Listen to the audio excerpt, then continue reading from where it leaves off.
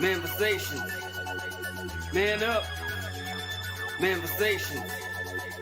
Man up. Manifestation. Man up.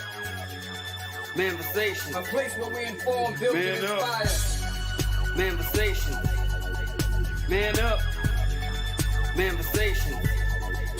Man up. Manifestation. Man up. A place where we inform. Manifestation. A place where we inform, build, and inspire. You gotta eat what you kill. You gotta go out there, you gotta hunt for your meals.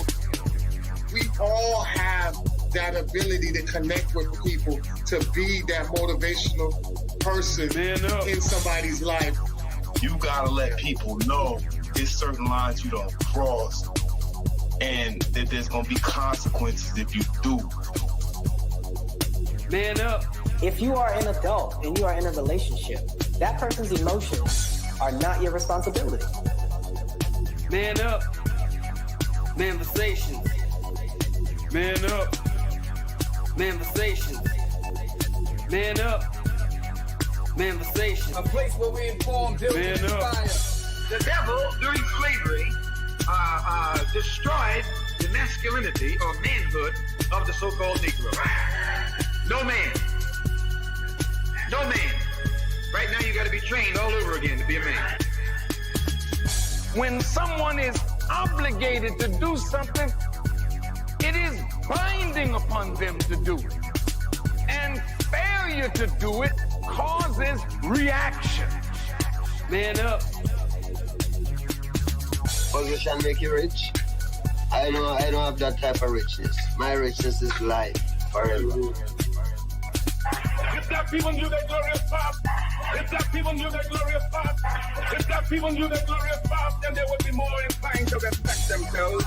I'm not saying I'm going to rule the world or I'm going to change the world, but I guarantee that I will spark the brain that will change the world. And that's our job, is to spark somebody else watching us. A place where we inform, build, and inspire. Manifestation. Man up. Manifestation. Man up. Manifestation. Man up. A place where we inform. Manifestation. A place where we inform, build, and inspire. You want to tell me about yourself? Go get your friends. I'll tell you who you are based on who your friends are. Don't just live and die. That's an ugly existence. Make your life matter, make your life count. Live a life where people can actually mourn you for the things you left behind, not just because you were around and existed. We need strong black nuclear family. Yes. Yes. That's what it is. Mother, father, son, daughter, all in the same house with a focus on the family unit as a whole. We had Tulsa, Atlanta, New Jersey, Detroit. We had Rosewood. We had Black Wall Streets all over. The Republicans aren't for us, but the Democrats aren't for us either. And we should have no alliance to any political party. We only have alliance to what is in our own best interest. A place where we inform, build, and inspire. Manifestation. Man up. Manifestation. Man up. Manifestation. Man up. A place where we inform. Manifestation. A place where we inform, build, and inspire. At the end of the day, as men in the community, we must stand together and be counted, because people look to us for guidance, leadership, and protection. And if we are not about that business, we are not on our job. Here we have grown-ass man conversations in the spirit of that purpose. Anthony Malcolm, Bobby Drake, Major Gage. We are.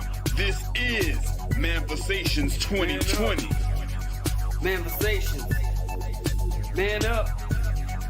Manifestation. A place where we inform, build, and inspire.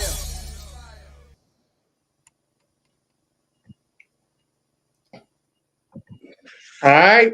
Welcome to another week of Manifestations 2020. I hope you guys like the brand new intro. Major shots out to Major for getting that done.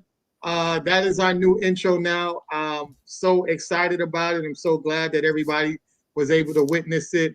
And Major, you could go ahead and elaborate more about why you felt the need to give us something exciting like that. Yeah, man. Real talk.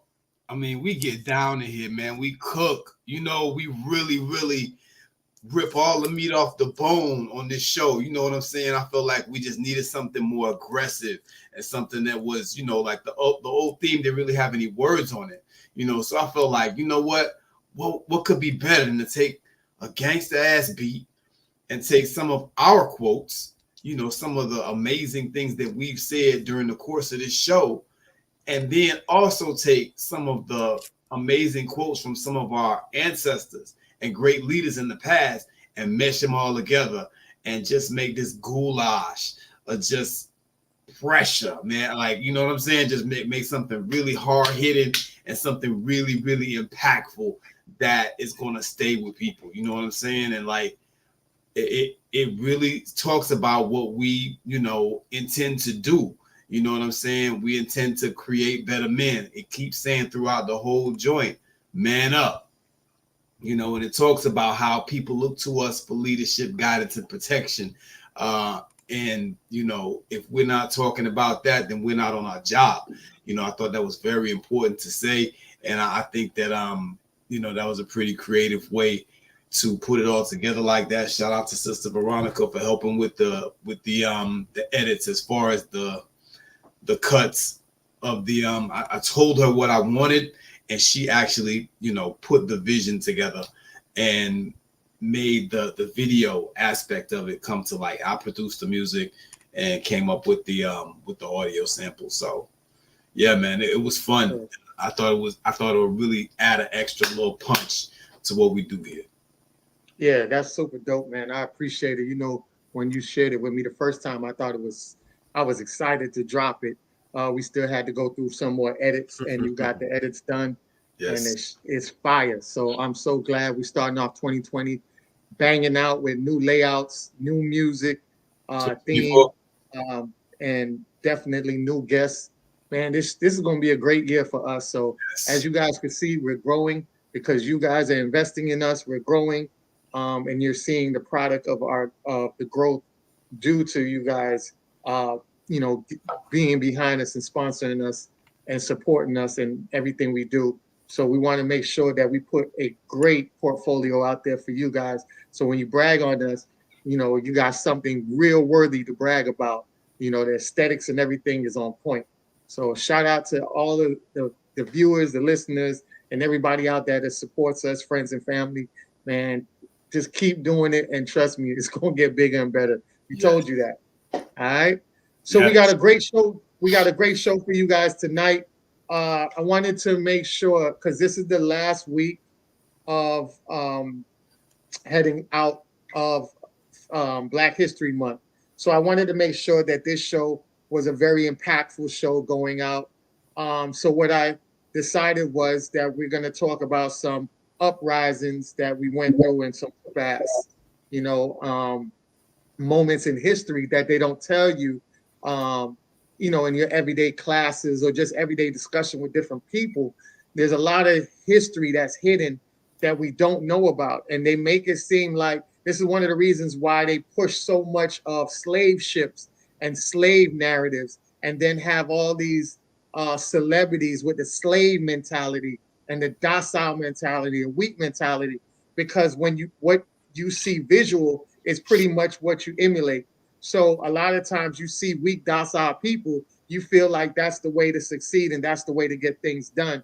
And history will tell you, you don't get things done until you push back. You have resistance, you have uprising. That's what changes the dynamics of things. That's what gets stuff done, and get things not on a symbolic way, but in a tangible way. You know what I'm saying? A lot of times when you're docile and you're so shaky and flaky about, you know, getting justice done, they give you symbolic stuff to hush you up, and you cool with that because you don't want to push the table, in a sense. So we just want to show you some, you know, aspects of Black people that rose up, that need the recognition, that don't get talked about in the history books. And a lot of that information gets submerged underneath. And it's, you know, people like us that want to show you guys that there's a whole different side of our ancestors and our elders. And they weren't weak pushovers. They were some strong people that did some whoop ass in the process and got shit done for us to live the way that we're living now. So definitely want to get into that later. As you guys know, we're wrapping up Black History Month. And again, we have to give a shout out to our sister, super dope sister at Sippin' Scent Candle Bar. So we definitely want to make sure you guys get in these orders and use our coupon code. Like I said, the coupon code gives you about 20% off. And that's pretty good, man. That covers taxes and a little bit more, depending on how much you spend at the shop, So definitely check that out at www.sipandcentcandlebar. That's SIPANDSENTCANDLEBAR.com. And you can definitely follow her on at Sip and Scent Candle Bar on Instagram. So don't forget the Manifestations 2020. Put that in the code box and get those savings ASAP, man. Great things in the store for men and women. All right. So last week we had we got down to I think that was the 18th. So last week Sunday was the 18th. We're not going to continue Black History Month into March. That's a new week. So what we decided here was we're going to end all the way to February 29th with a lot of Black history. So we're going to finish out the month this week by stating all the great things that's done throughout the different day throughout the month. So we're not going to be here on the 29th, but we're going to give you the information so you guys can post it every day until the 29th. So you'll be ahead. So everybody that's watching now, you'll be ahead of the game to post this information if you guys want. You can get it off the pages on our Facebook Manifestation page. All of these are on there already. You can take it off and post it on whatever day that day is to be current with the information and share the people on your list that you know some information that a lot of people might not know. All right. So we're definitely going to go through and finish up all our great elders and the things that they have done for Black History Month. So we'll start off with February 19th, and that is the Tuskegee Airmen. So shout out to the Tuskegee Airmen on February 19th was the historical day that the Tuskegee Airmen had made historical progress as the first African-American pilots to fight in World War II and maintain an aircraft in 1940s. The 332nd Fighter Group and the 477th Bombard Group of the United States Army Air Corps were constantly subjugated to segregation and racial prejudice during the service in the Army. However, they remained brave in combat and as the rest of the military. Nevertheless, Jim Crow laws kept racism alive and well in America. On February 19, 1942, Black America's Tuskegee Airmen were inducted into the armed forces. Each African-American pilot and 5 Haitians in the unit had their training at Tuskegee Institute, and the group has dubbed the Red Tail Angels. The reason for this is that the bombers they escorted perceived them as angels. The tails and propellers of their warplanes were painted red. Tuskegee had produced 992 soldiers by the conclusion of World War II. They flew almost 200 bombing support flights, damaging 409 German planes and halted 950 fighting operations on ground and downed a battleship. There's a great movie by Red Tails, phenomenal movie. You guys need to go check that out if you haven't checked that out. Phenomenal movie that highlights our Tuskegee Airmen. Shout out to the Tuskegee Airmen. All right. Next up, we have John Singleton. All right. So John Singleton on February 20th, 1992, 24-year-old recent film school graduate John Singleton became the youngest and first Black film director nominated for an Academy Award for his movie Boys in the Hood. The upcoming Asian drama set in gang-ridden South Central Los Angeles brought the inner city realities to the screen in a way not seen in Hollywood before. Its success created opportunities for the generation of the black filmmakers to tell their stories. Singleton made history as both of the youngest and first African American nominated for the directing Oscar, His Boys screenplay, and received the Academy Award nomination. He went on to win the New York Film Critics Circle Award for Best New Director and MTV Film and TV Awards for Best New Film Director and Best Movie, among other accolades. So shout out to John Singleton. And remember, his unapologetic spirit and behavior and output also created the movie pioneer of one of his actors, which was Ice Cube, a rapper who turned into a filmmaker and started making phenomenal movies and hiring black people. So that's what the energy does. The spirit gets other people inspired, and then you create other people to instill in greatness as well. So shout out to John Singleton for being that pioneer that we needed so much. All right. Yeah. Next up, we have the Black Rebellion in Tampa. A lot of people not really aware that we had a Black Rebellion in Tampa, but in the 1987 Tampa riots were two riots in Tampa, Florida that occurred in February and April 1887 that started after two African Americans died in the encounter with police. The years of 1986 and 1987 will be a time of racial tension in Tampa as well. The riot started after a 23-year-old African American man named Melvin Hare, who was paranoid schizophrenia, got into a fight with his family and died after being restrained by police when they intervened. The fight started out after Hare started reading cards from other players in the card game. His mother told him to stop and then attempted to burn someone with a cigarette. A fight broke out and the guest ended up calling the police to get him to a mental health center. The guest said on the phone that Hare had a knife to get a quicker response, despite the fact that he didn't have one. Officers who responded got into a fight while trying to restrain him. Eventually, one of the responding officers, David, put Hare into a artery restraint that he learned at the police academy. Later on, the attempts were made to revive him, but was unsuccessful. As we could see, these attempts, when you know your history, a lot of things come back into fruition in the future, because that same incident is the same thing that similar that happened to Eric Gardner up there in New York, and he got put in a restraint that was taught by the force and end up was an illegal restraint, and he lost his life in the process. So the Black Rebellion in Tampa, I don't think a lot of people knew about that, but that is some history that you guys can definitely dial down into and check out yourself.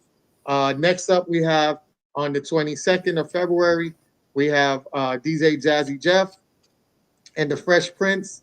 They earned their first Grammy at the 31st Grammy Awards in 1989, winning Best Rap Performance for Parents Don't Understand from their second studio album. He's the DJ and I'm the rapper. So shout out to DJ Jazzy Jeff and the Fresh Prince. I remember that song was definitely a song that I used to play all the time. All right. All right. So next up after that, we have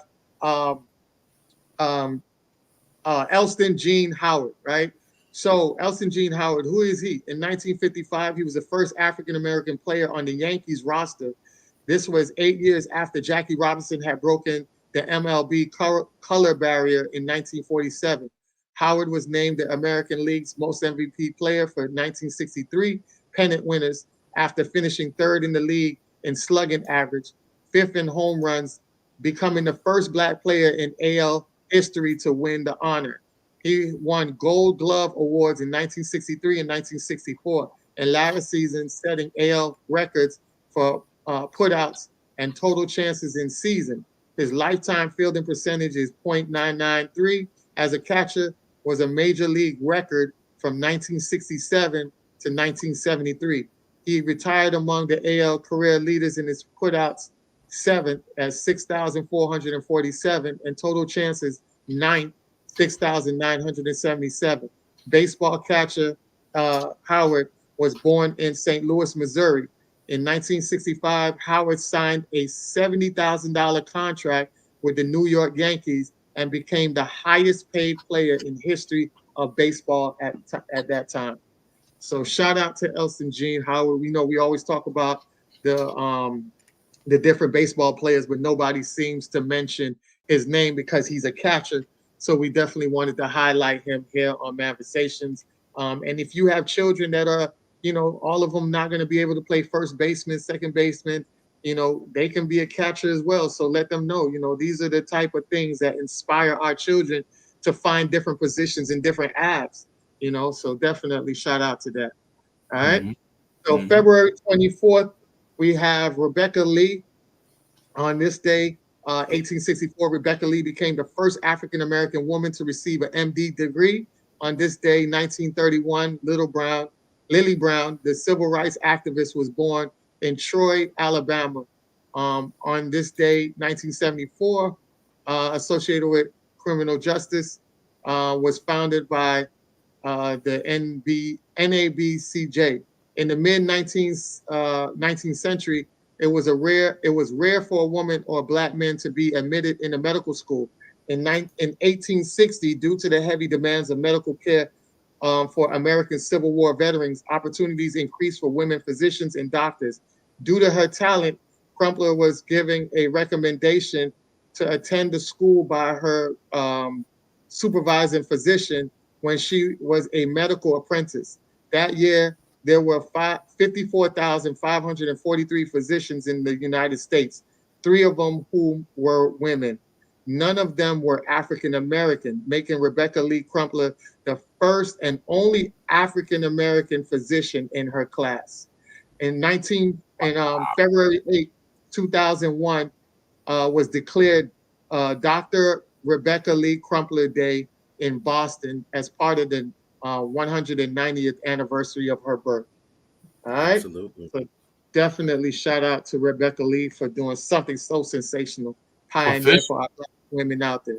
All right. Next, we have Haram Rhodes Revels. Haram Rhodes Revels became first black congressman born in Fayetteville,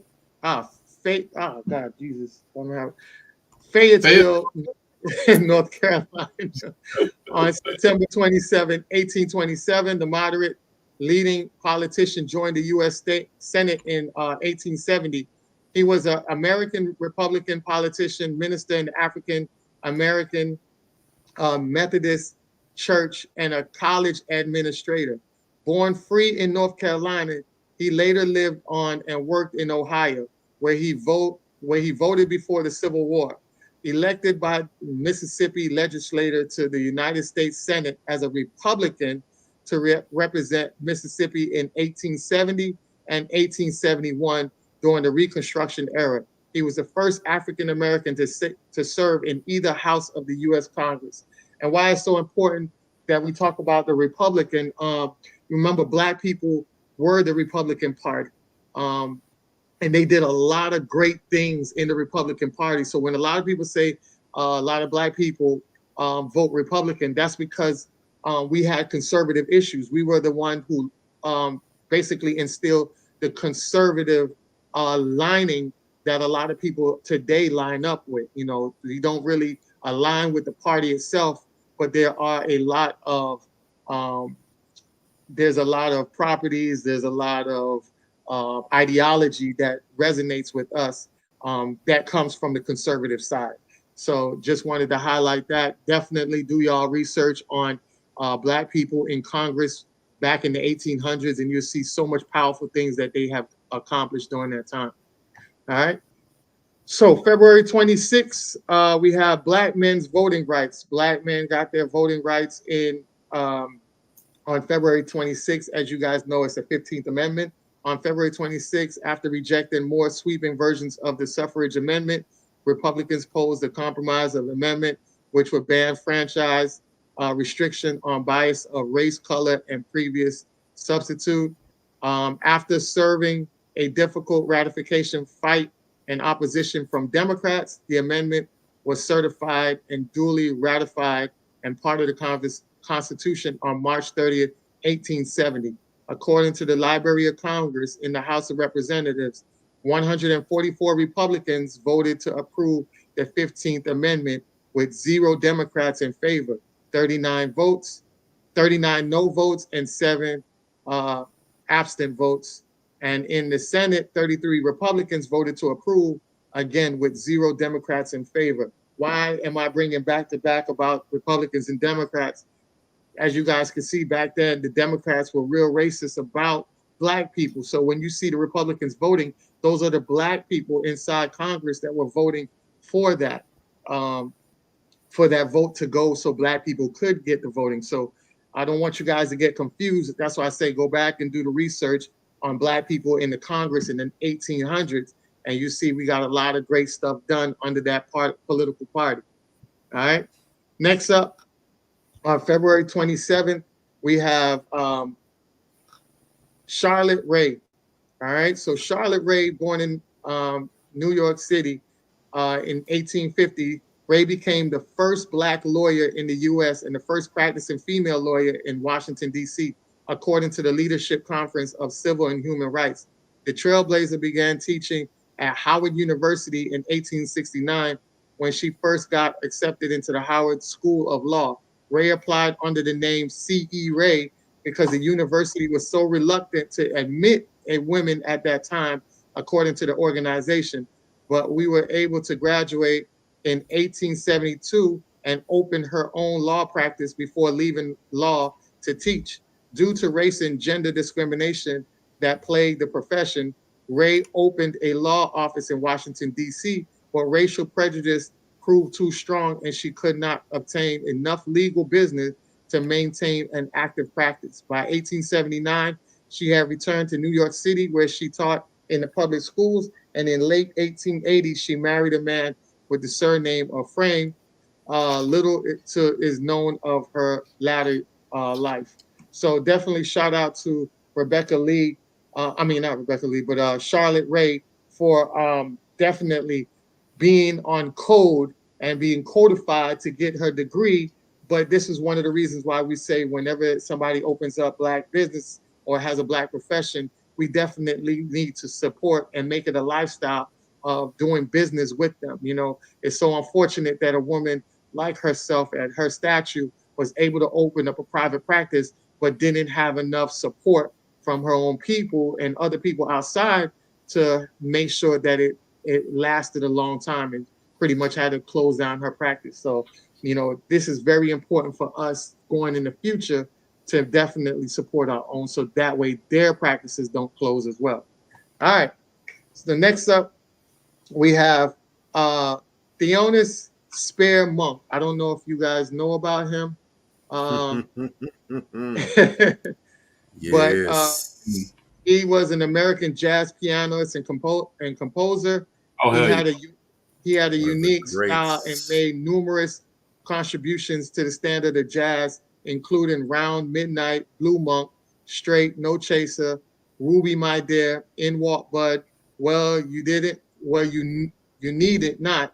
And Monk is the second most recorded jazz composer after Duke Ellington. The famed pianist graced the cover of Time. The issue featured a deep dive into the jazz icon impact on music. The issue came out around the time the civil rights movement had started to take off, and the tension between Black and white musicians were heading to the boiling point with the jazz community. Racial woes, and at the heart, much bad behavior in jazz, and the racial question and largely confusion between the life and the art of the journalist. Barry Farrell wrote in his essay, The Loneliest Monk, Negroes say whites can't play when they mean that whites had always taken more money out of jazz than their own music warranted. Whites complained of Crow Jim when they mean is the work is scarcer than ever, even for them. The fact that most of the best jazz musicians are Negroes, and there's very little work to go around on either side. In 1993, he was awarded the Grammy Lifetime Achievement Award in 2006, and he was awarded another special Pulitzer Prize for a body of distinguished and innovation musical composition that has had a significant and enduring impact on the evolution of jazz. Monk was indicted in the North Carolina Music Hall of Fame in 2009. You guys knew about Monk? Oh, of course. Yeah. Hell Oh, yeah. okay. Oh yeah. Love some Monk. Bad man. A bad man. Definitely. And Monk, All right. and Disney, Charlie Parker, all them boys. Last but not least, all right. So we have Hattie McDaniel. As you guys know, this is America's #1 quote unquote mammy. She was an American actress, singer, songwriter, and comedian for her role of Mammy in Gone in the Wind, 1939. She won the Academy Award for Best Supporting Actress, becoming the first African American to win an Oscar.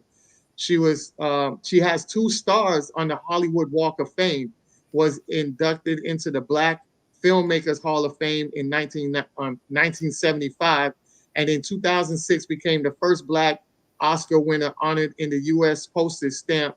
In 2010, she was inducted into the Colorado Women's Hall of Fame. In addition to acting, McDaniels recorded 16 blues sides between 1926 and 1929 and was a radio performer and television personality. She was the first Black woman to sing on radio in the United States. Although she appeared in more than 300 films, she received an on-screen credit for her only 83. Her best-known other major films for Alice Adams in This Our Life, Since You Went Away, and The Song of the South. McDaniel experienced racism and racial segregation throughout her career and was unable to attend the premiere of Gone of the Wind in Atlanta because it was held in white-only theater. As Oscar ceremony in Los Angeles, she sat in a segregated table at the side of the room. And in 1952, McDaniel died of breast cancer. Her final wish to be buried in a Hollywood cemetery and was denied because the graveyard was restricted to whites only at that time. Wow. So even on the deathbed, she was still racially discriminated. And even though she had the fact of an illustrious career as a Black woman under the Jim Crow era. So salute to this lady for doing so great and doing so much great stuff, but yet still on her dying bed, her last wish still wasn't granted because racism overseed that. And I'll end on that note. All right. That's it. Wow. Wow. Definitely. That's how I go, though. That's how I go, man. All right. Huh? Yes, man. That's it. White supremacy is the order of the day, man. That's how it go. I'm white, and I say so. That's crazy. That's the way it always flows, you know. And it's a sad reality to what's been going on. But, you know, even as we push today, we still are facing almost the same things that our elders and ancestors are facing. You know, we're trying to get stuff done, and we're still getting pushed out the way. I was hearing some things the other day about casinos, right? They were talking about casinos, and people were bringing up how Black people were winning at casinos, and they weren't even getting the prizes. There was even a guy. There was a Black guy who won a lotto of like 352 million in New York. I just saw that today. Yeah, you saw that? I just saw it today.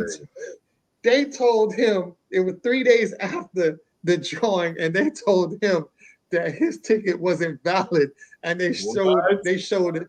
Yeah, they said they showed some other numbers or something like that, but he had took a screenshot. They said they got the numbers on the site wrong. Yes, they said they got the numbers on the site wrong. They made an oopsie. He screenshot the numbers on the TV just to make sure, because you know he was on the phone with his friend, and I was like, wow, that's crazy.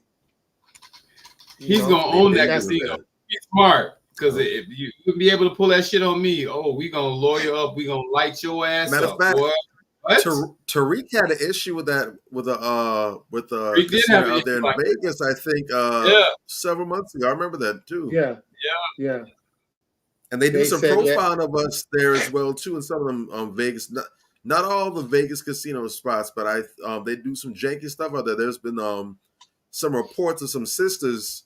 If you miss and you over there looking too good, you wearing your nice little sexy skimpy black dress and whatnot, the hotel staff automatically starts profiling you as being a sex worker, and so they do all kind of janky things like have security follow you from behind from a short distance. They'll knock on your rooms at random times during the night trying to see you up to any kind of stuff, whatever. Corey Holcomb, shout out brother Corey in 5150. They actually tried the mess on a homegirl of his that he was there at a hotel with, and she hit him up, and he had to go and get brolic with him, like, hey, we got an issue. And so they were sweating her. It was talked about that she was there in her room. Someone that called themselves security was trying to open the door saying, we heard some screaming coming from inside. She's like, no, I didn't. There was no screaming coming from inside. It's just me. And they try to get information. So they're trying to force the door open and everything. And so when she went to report them, they tried to profile her like she did something wrong. Yeah. And so Corey was there hearing all this, like, all right, well, you know what? She doesn't feel safe anymore. She wants to get her stuff. They're like, okay, we're going to send some people with you to get your stuff back. And so they're like, no. So he walked up with her. They try to do all kind of stuff, like keep the doors open so we can see where you're putting stuff. All kind of crazy bullshit. So gotta watch these people, man. They really don't want us. Some of these spots, they hating on us when our pockets are getting proper, when we looking good, when we having a good time. A lot of that hating come our way. So you gotta be mindful of that nonsense. And I know travel is a big thing these days with Black men and Black women alike. I know travel has become a thing for many of us to do now. We want to go out there and see the world, see different places, which is wonderful. And I know sometimes it can be janky trying to pull trips with other people. So a lot of people are opting to travel solo.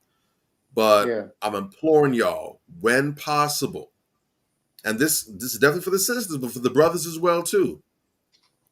When possible, try to travel at least with one other person. Yeah. And this is, and if you travel in the continental U.S., if you travel in the United States, one of the 50 states, that's not as much of a necessity. But especially if you're going overseas, and especially if you ain't got no people over there, if you don't know anybody, you can tap in and check in with, who can, game you up on what's going on, kind of give you them that little inside information that you won't really have as a tourist. Real talk. You can have a great time, but understand you on your own. These places, they don't move the way the U.S. does. They don't have with all the issues we have over here. Communication isn't as thorough. You try and report something to authorities, that might take several days to come through. Meanwhile, your ass is out there, getting worked over in somebody's jungle, in somebody's desert, whatever. So, be mindful about that. Try to get one other person, travel in pairs, travel in groups. The more, the merrier. But you gotta be mindful. There's some beautiful things to see out there, but we ain't in paradise just yet. All right. Definitely. Real sick. It's real janky out there. And I did remember that Tariq said that he had won, and then they tried to clear it and be like, yeah, you ain't win nothing. And he was like, it was some real janky shit that went down. And even with the Black man, and this, like I said, it's so important to be unapologetic. And it can also harm you as well when you are very outgoing about it, right? So when you're outgoing about it, you're also a target. $352 million, and he wanted to start up something where he would help out families that were going through mid shifts, and also families that were being out of loan process to get homes. So he wanted to really get back to building his community and give them opportunity with this money. So when they heard about that, they was like, we cannot give this man this money because it goes against what we're trying to do, which is keep Black people at a apartheid state, financial apartheid. Because when you keep your enemies at financial apartheid in that state, you're able to control them with the minimal amount of money, and that's one of the reasons I think, they don't want to give the reparations, because a lot of people out here will be doing a lot of great things, and you cannot suppress the people that you have been suppressing for so long when they get that paper. That paper changes everything. As you guys can see, remember, a lot of black people are campaigning for Trump because during that time, a lot of black people had got a lot of money from the little Trump checks. And a lot of people flipped those little Trump checks and end up becoming millionaires during that time as well. I think it was like over 145 people, black people, became millionaires. And these are people that would never have been millionaires before the pandemic. But when you sit around, you got paper, your mind starts thinking you ain't getting a slave whip because a lot of the businesses should shut down. So now you're thinking about, hey, I gotta get out of this because I can't. What if another pandemic comes? So I gotta create some things. And black people started being creative and started opening up business and doing all of this stuff. And next thing you know, they was flourishing. So, that's one thing. When we get that paper, man, the mindset is totally different. I know a lot of people say we'll do ignorant stuff, but everybody ain't on that ignorant stuff. And especially nowadays, everybody's being very strategic and critical about how they use their money and trying to get money to work for them and not work so hard for the money. So definitely, man, definitely got to watch out the system and try to do what we need to do to get outside of that system. All right. Oh, yes, So I did want, before we get into tonight's topic, I did want to go into a weekly trend.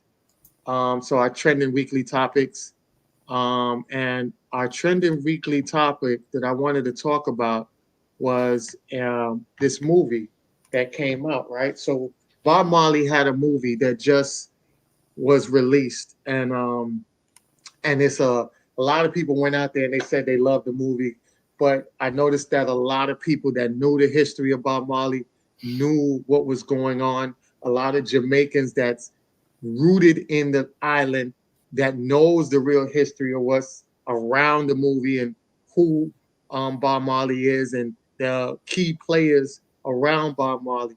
They were highly offended by this movie. And the movie was played by this British actor.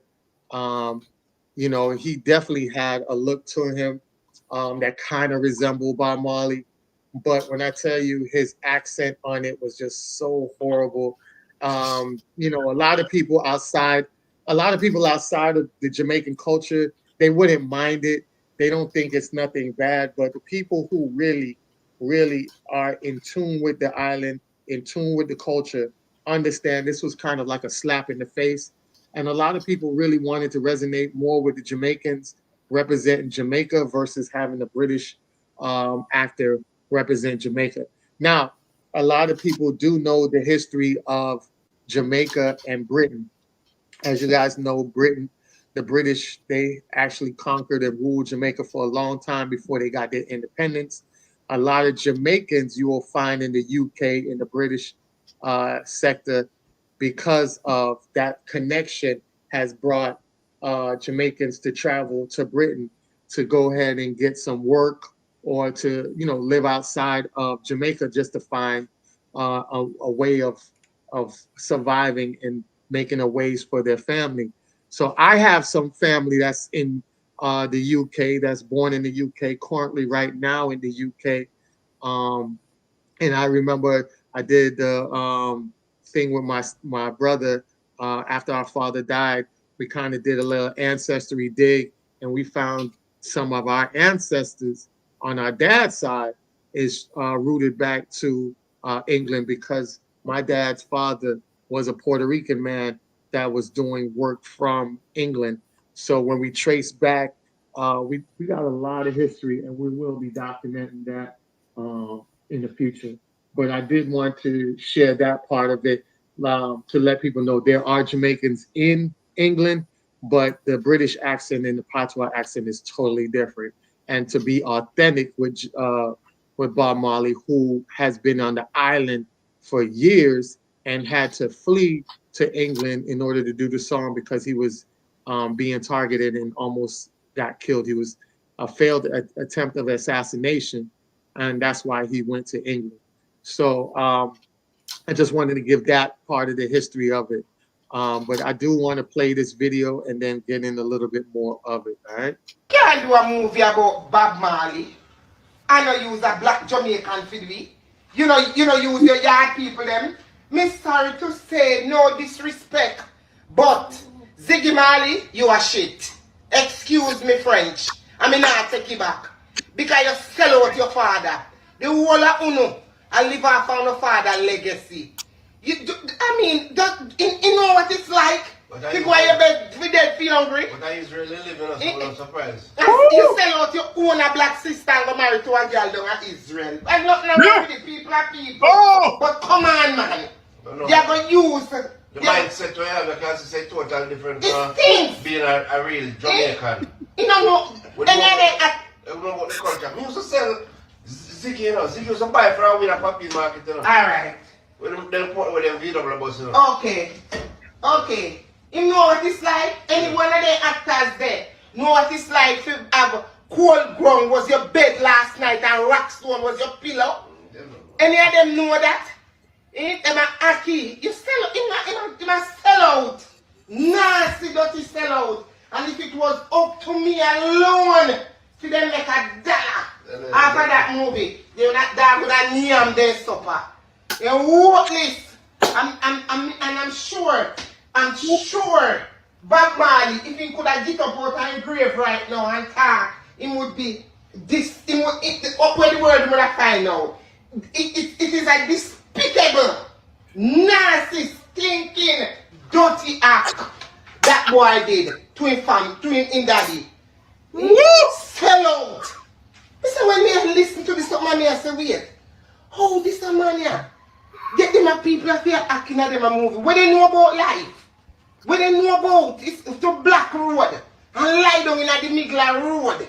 What me say? For poor people. What they know about? They don't know nothing.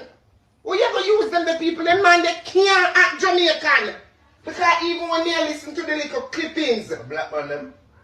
Black man them. Even when they listen to the clipping, their accent, you can't know say, them a make you up. They don't have the real Jamaican talk. You know when we talk when we say we word rule. Yeah. Come on, man. Yeah, but that's a part of our culture where the people in Jamaica feel enough. Hear the accent. Come on. But even right here in Canada, Miss Lou, come here and make them teach the patois in a university. Everybody want to be yardy.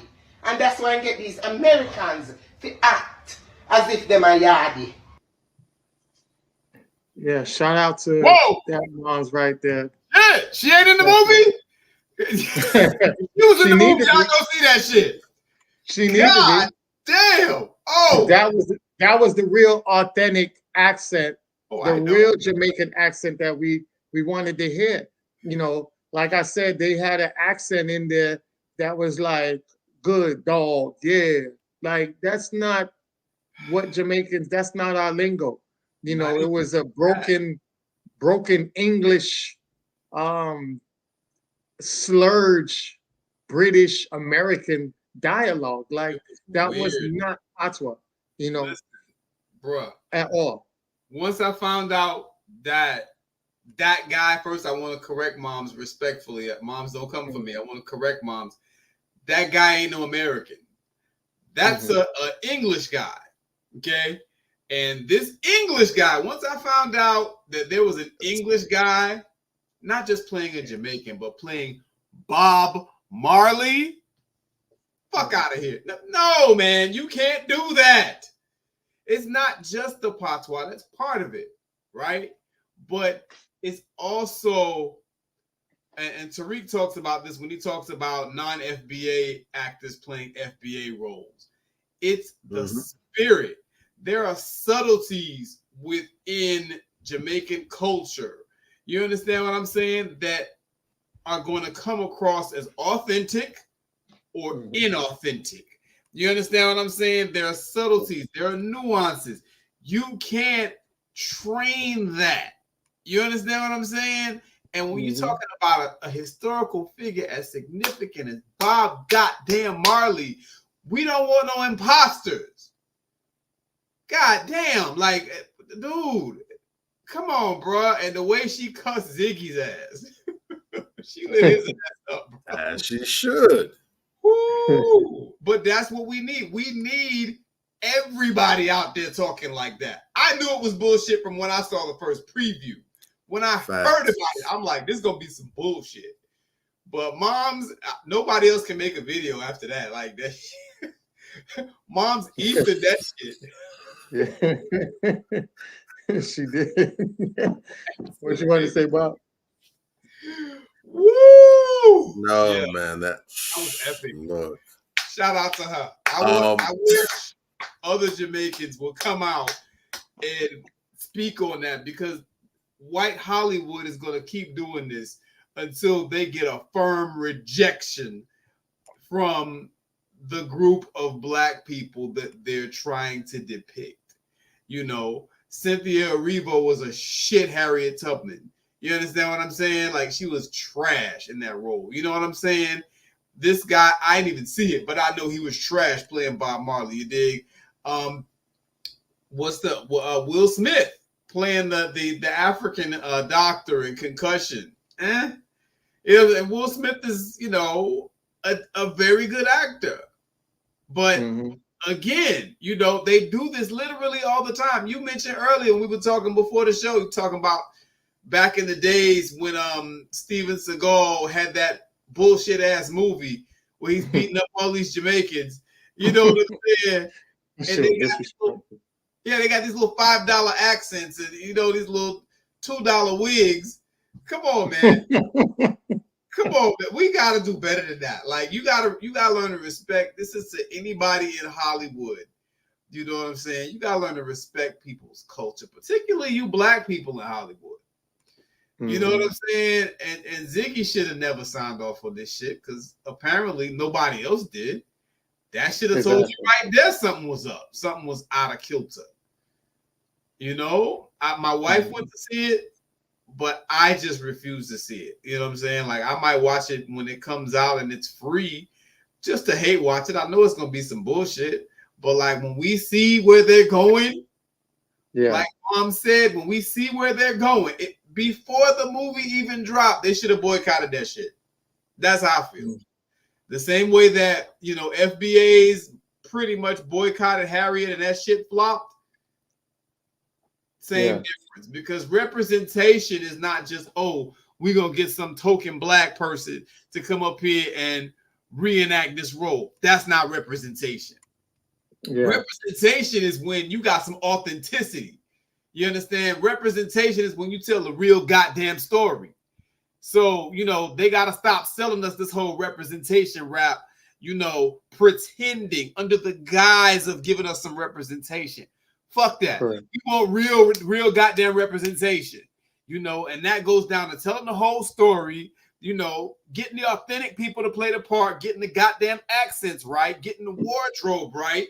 I could go on all day, because whenever they're telling our stories, they fumble the damn ball. It's always something that's way off and out of kilter. You understand? And we need to be very vocal about the fact that we don't appreciate the disrespect. Correct. Because they'll keep doing it otherwise. You know what I'm saying? All white Hollywood cares about is the bottom line. So they figure, this is how they think. You know, if we put a darkie up on the screen, we get our little darkies' asses in the chairs. You understand what I'm saying? And you know, we're going to get our little darkies' asses in the chairs, enough of them so that we can make some money, right? And then the rest of the moviegoers that are going to come out are going to be the whites, and we're not going to make the movie, you know, too provocative so to make the white people feel bad about what they've done historically. You understand what I'm saying? This is how they think. Exactly. So, you know, they got their whole agenda programming. You understand? And like, that's that bullshit. If you're gonna make the movie, make the movie. If you're not gonna make it right, just don't bother. Yeah. You know what I'm saying? And we need to make these films flop when they come with some bullshit. Definitely, I Exactly. agree. I don't know why the family didn't, I don't know why they signed off on it. That was crazy to me, you know what I mean? But Well, who Ziggy knows? signed off. Who else signed off? Ziggy's the one that, for the most part, has been well. He's been. I don't know who else has been kind of part of it, but so far as Ziggy has been the most notable Marley, um, to really throw his hat in behind this, and really, for the most part, he's been the person who's really this has been his brainchild as far as giving the endorsements and everything. Yeah. I know that they mentioned that the actor who's playing Bob, because of course, he was getting all kind of flack from Jamaicans about being in the role. People Right. mainly primarily saying, "Well, why can't they get an actual Jamaican to play Bob Marley?" He's done interviews where he said that he himself felt a kind of way about being asked to play the role, but he was assured by Ziggy was okay. He had the blessing. Ziggy and the family even let him listen to recordings that are private, that only the family had access to at the time. No one else has heard these recordings of Bob, so he could hear the way Bob speaks, hear his voice, listen to him speak on things, get an idea of his mindset and everything. So uh, he said that's why he went along with it. But they've really been trying to really usher this in. But ultimately, what it all boils down to is we cannot allow the ops to run point in telling our stories. Right. Mm-hmm. Because you have to understand, Hollyweird is not in the business of putting out entertainment. At least not entertainment as we know it. Real They're talk. not, and I keep saying this to people over and over again. They always looking clueless and bewildered when things like this happen. But it keeps coming back to what I keep saying. Hollyweird is a $1 trillion, hell, a multi-trillion-dollar industry. Mm-hmm. Mm-hmm. No These doubt. people are not spending between the casting, all the different film companies, the technology that's produced to advance video and movie and cinema, advertising dollars, market research, market psychology, all the different levels of investment that it takes to continue to produce film and movies, whatever. These people aren't doing all that just to put a smile on your face or to bring some tears to your eye. They're not doing that because they care about you being entertained. It's about messaging. It's Mm-hmm. about programming. It's about sending values.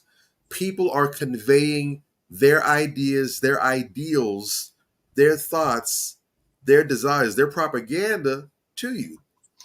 They're looking to brainwash you. I don't mean they're trying to pin you down and hold your eyes open and have you walk around like zombie. Or maybe I do mean that.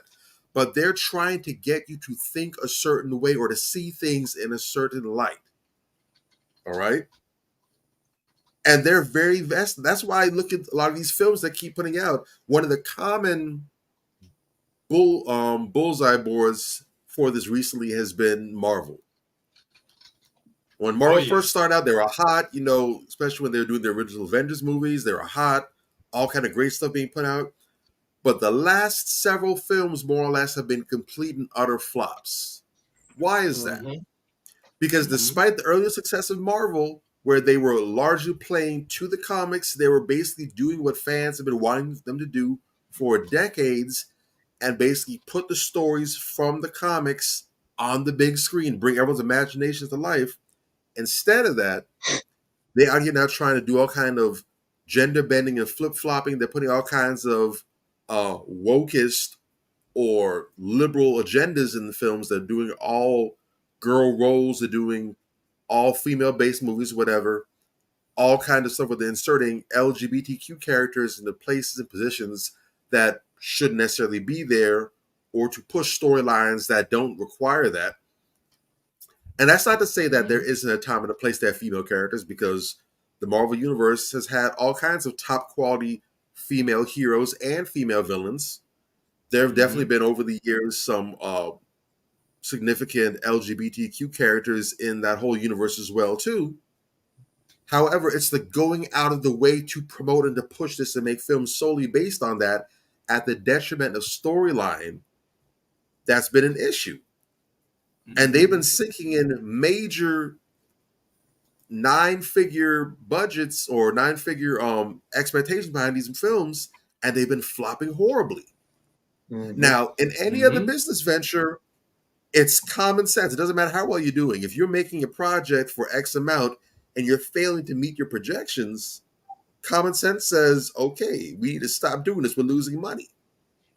Yeah. But they keep on throwing the same garbage out time and time again, knowing what the result is going to be. Why?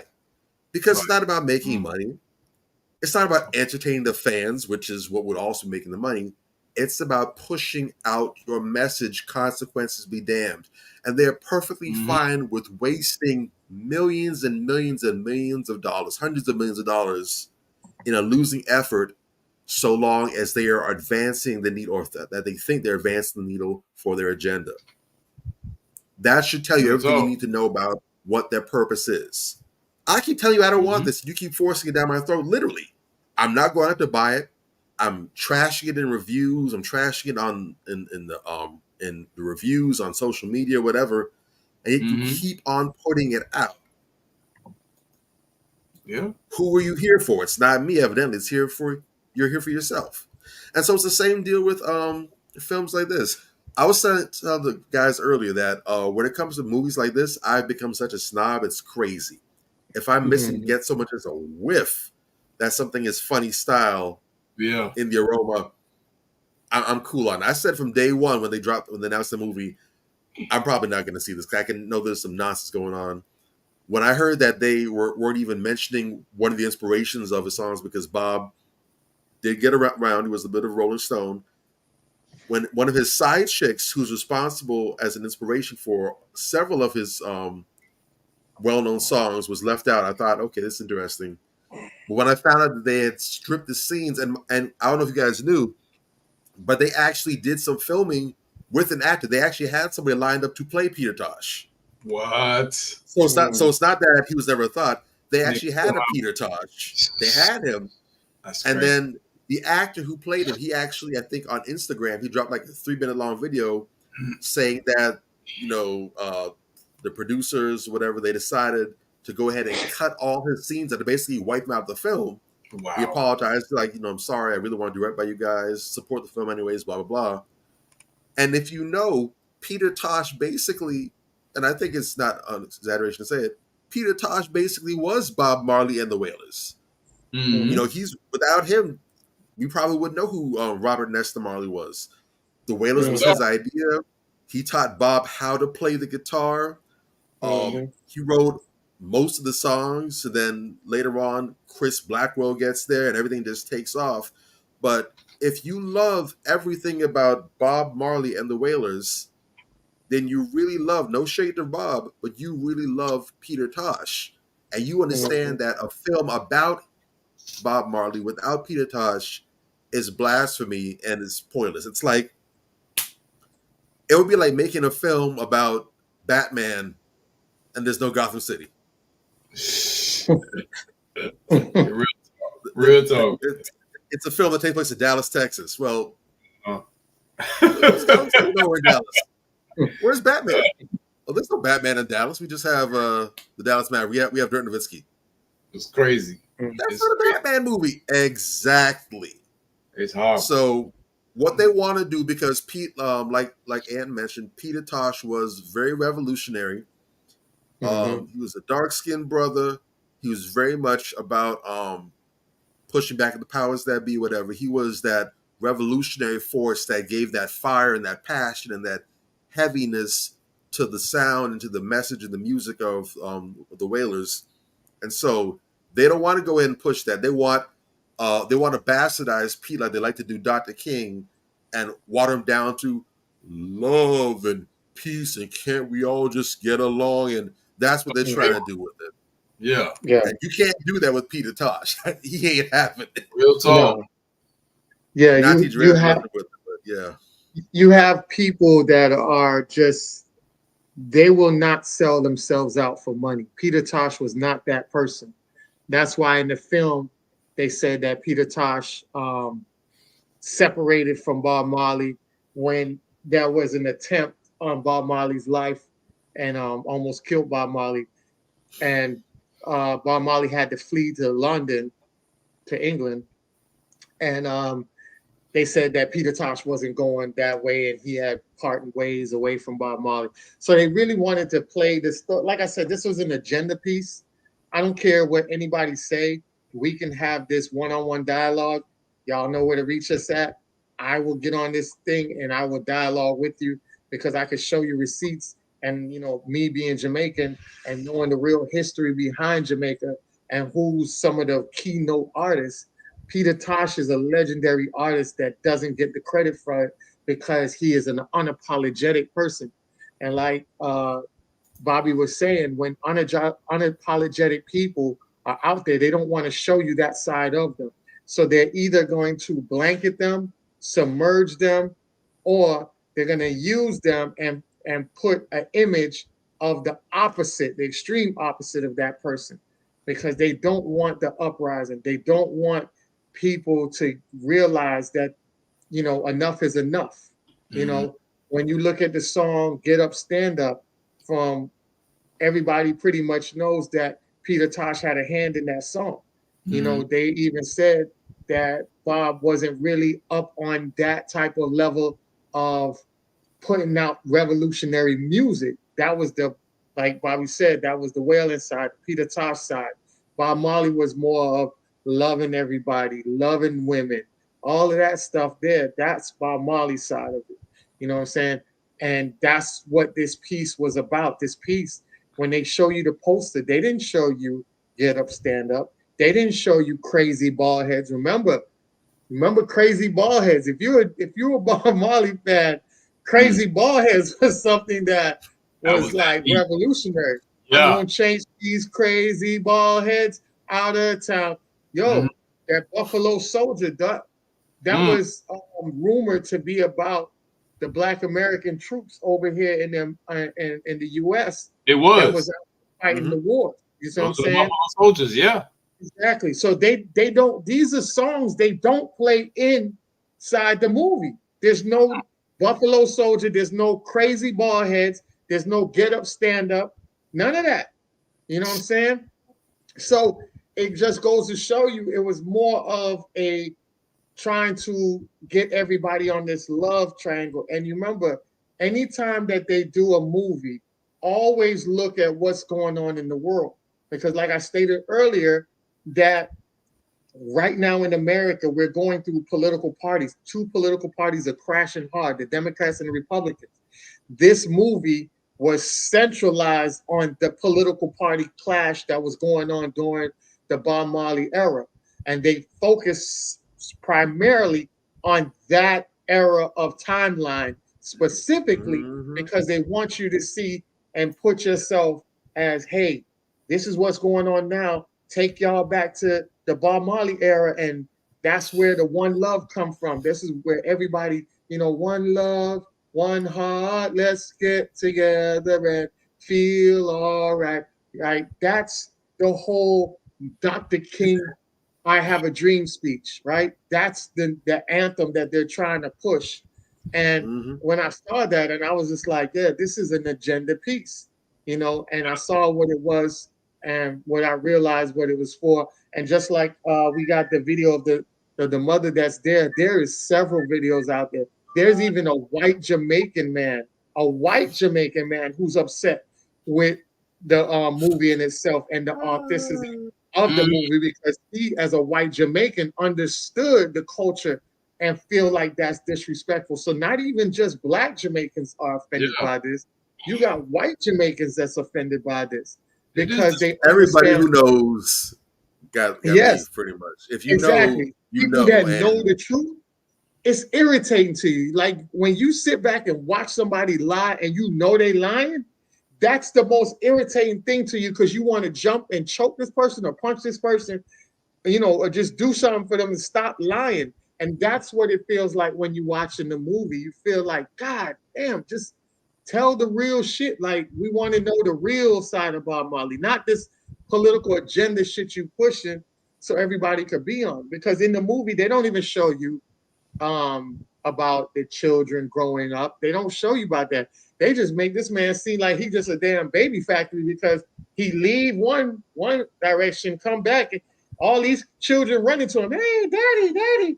And you got like 5, 6 damn children all over. And he doesn't even say the name of the children. It's only 2. He says Ziggy Marley, and then he says the name of one of the daughters. I can't remember which one, but that's the only 2 children he actually said the names out of their mouth. You know what I'm saying? And it wasn't a picture or a movie to really depict the whole family. It was just a movie, like I said, to just paint an image, which was to get everybody on this love thing. And then it also pushes into an misandrous era of showing this man just, soiling his royal oats while this woman is sitting here basically comforting him and standing by his side. The loyalty of this black woman while you're still out there stretching your loins and creating children outside of your marriage. You know what I'm saying? So I want people to understand that part of it. But like I say, the aesthetics of it is dope. The aesthetics of the movie, the landscape. I love how they made Jamaica real beautiful, even though they were in the gully, what we call gully, trench town, those type of rough areas. They still made it look beautiful, and that to me was pretty dope. And the music, of course, is always going to be dope because it's legendary. Well, outside of that, I see why a lot of people have issues and problems with it. So that's my take on that. Real talk. I take your word for it, bro, because I made a conscious decision. I'm boycotting that shit. Once I saw the previews, even before the movie came out, I was like, oh God, boycotting it. I'll take your word for it.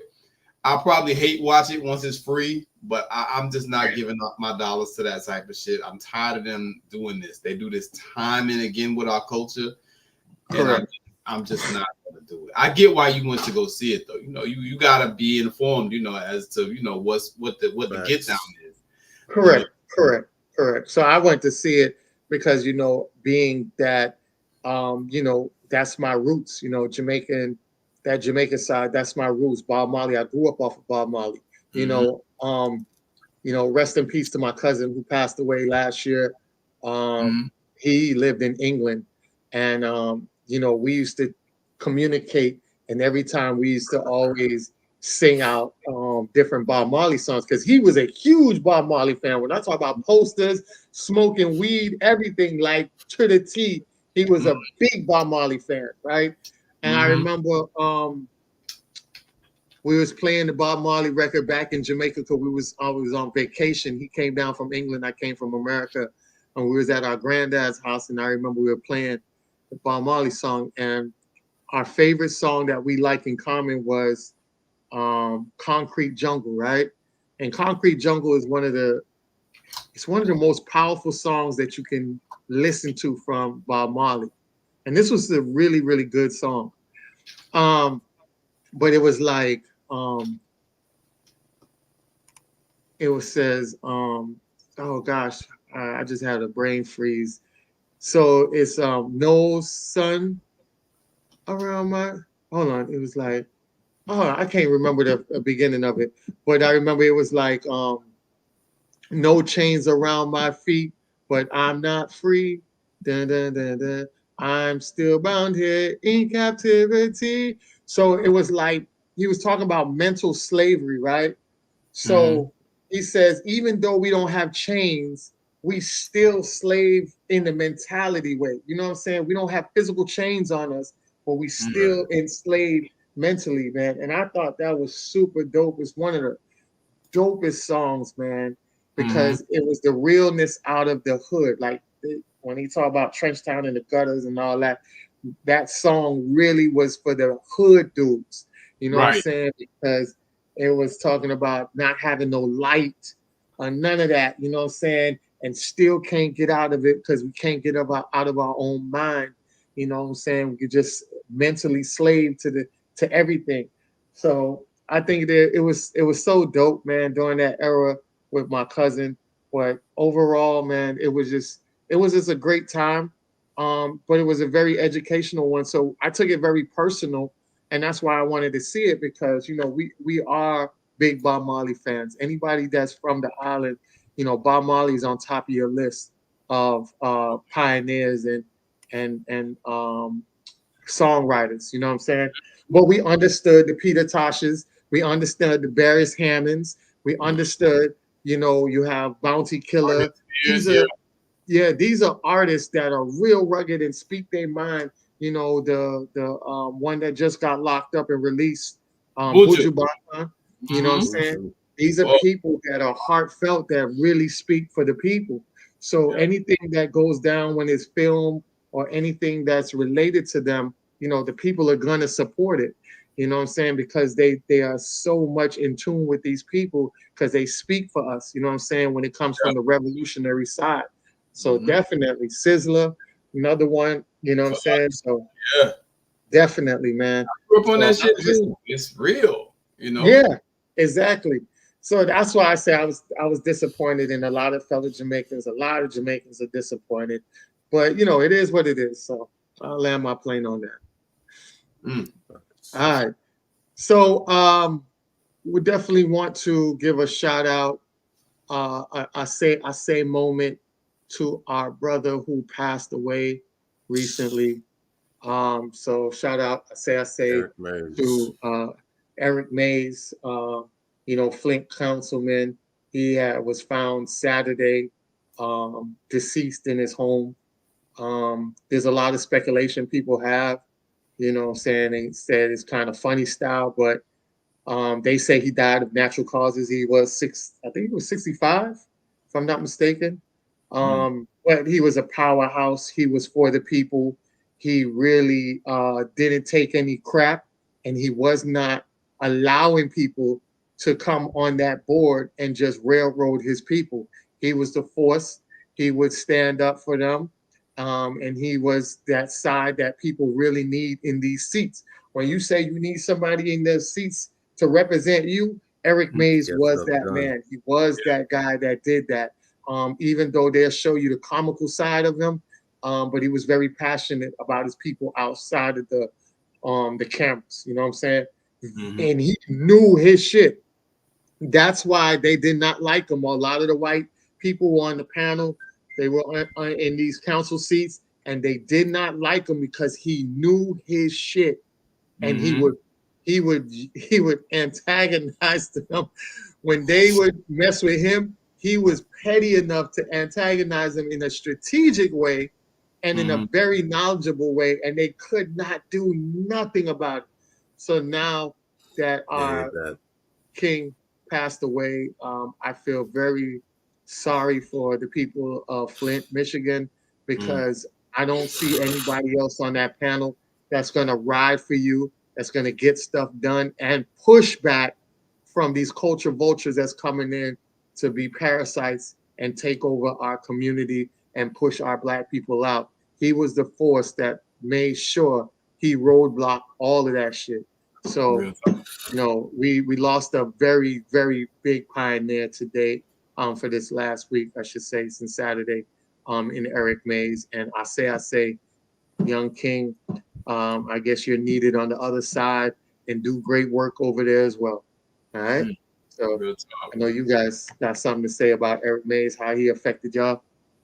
Oh, definitely. I mean, you know, all politics is local, so you know, not so much here as there, obviously, you know, in Flint. But I mean, anybody who makes those type of contributions, you know, that is a contribution to the struggle at large. You know what I'm saying? And you inspire other people, and you know, you inspire others that may not have been doing anything to get up and do. He reminds me of Adam Clayton Powell, if I'm being 100 with it. You know what I'm saying? Like he really, really reminds me of Adam Clayton Powell. And you know, for those of you who don't know, that was the brother back in the civil rights days movement who was really pulling strings and got things done and got things through. Real titan of that movement, of that era. So he, in that way, you know, he kind of reminds me of him. And you know, that's it's always inspirational when we have the few writers that we do have, when they are highlighted, when they are spoken of. Yes, they get what they get done where they can get it done, but the larger picture is that they inspire others, and you know, they push the movement forward with their momentum, with their energy, and with their strength. So I say RIP to that brother. Definitely. Indeed. All right. I did want to show some videos of this was a documentary called We Are Rising.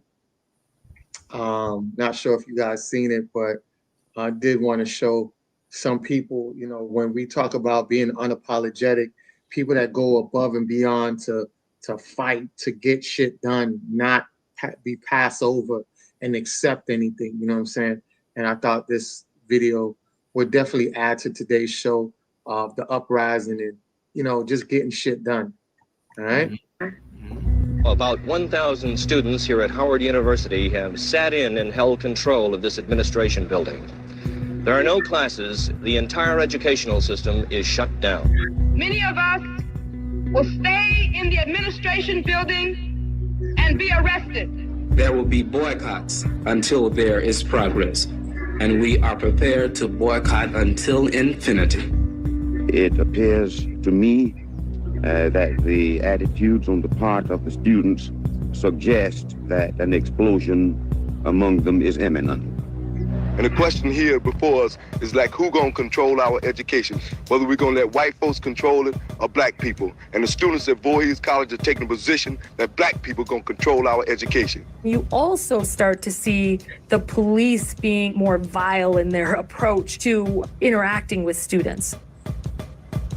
President Nixon has urged college officials to be firm in dealing with campus disorder. And that's what Dr. Potts was doing when he agreed to the use of the National Guard. Black colleges were particularly vulnerable to police invasion because white politicians were quick to call in the police and quick to look the other way when police used deadly force. When the bullets were hitting the walls, I was on the floor, and there were a lot of people on top of me. And I don't know what was happening. All I know, I could just hear the pounding against the windows and glass popping everywhere. This kind of atmosphere of policing and of crackdown. All right, let me show the other one real quick. I'm gonna do what the Spirit says do. I'm gonna do what the Spirit says do. And what the Spirit says do, I'm gonna do. Oh Lord, I'm gonna do what the Spirit says do.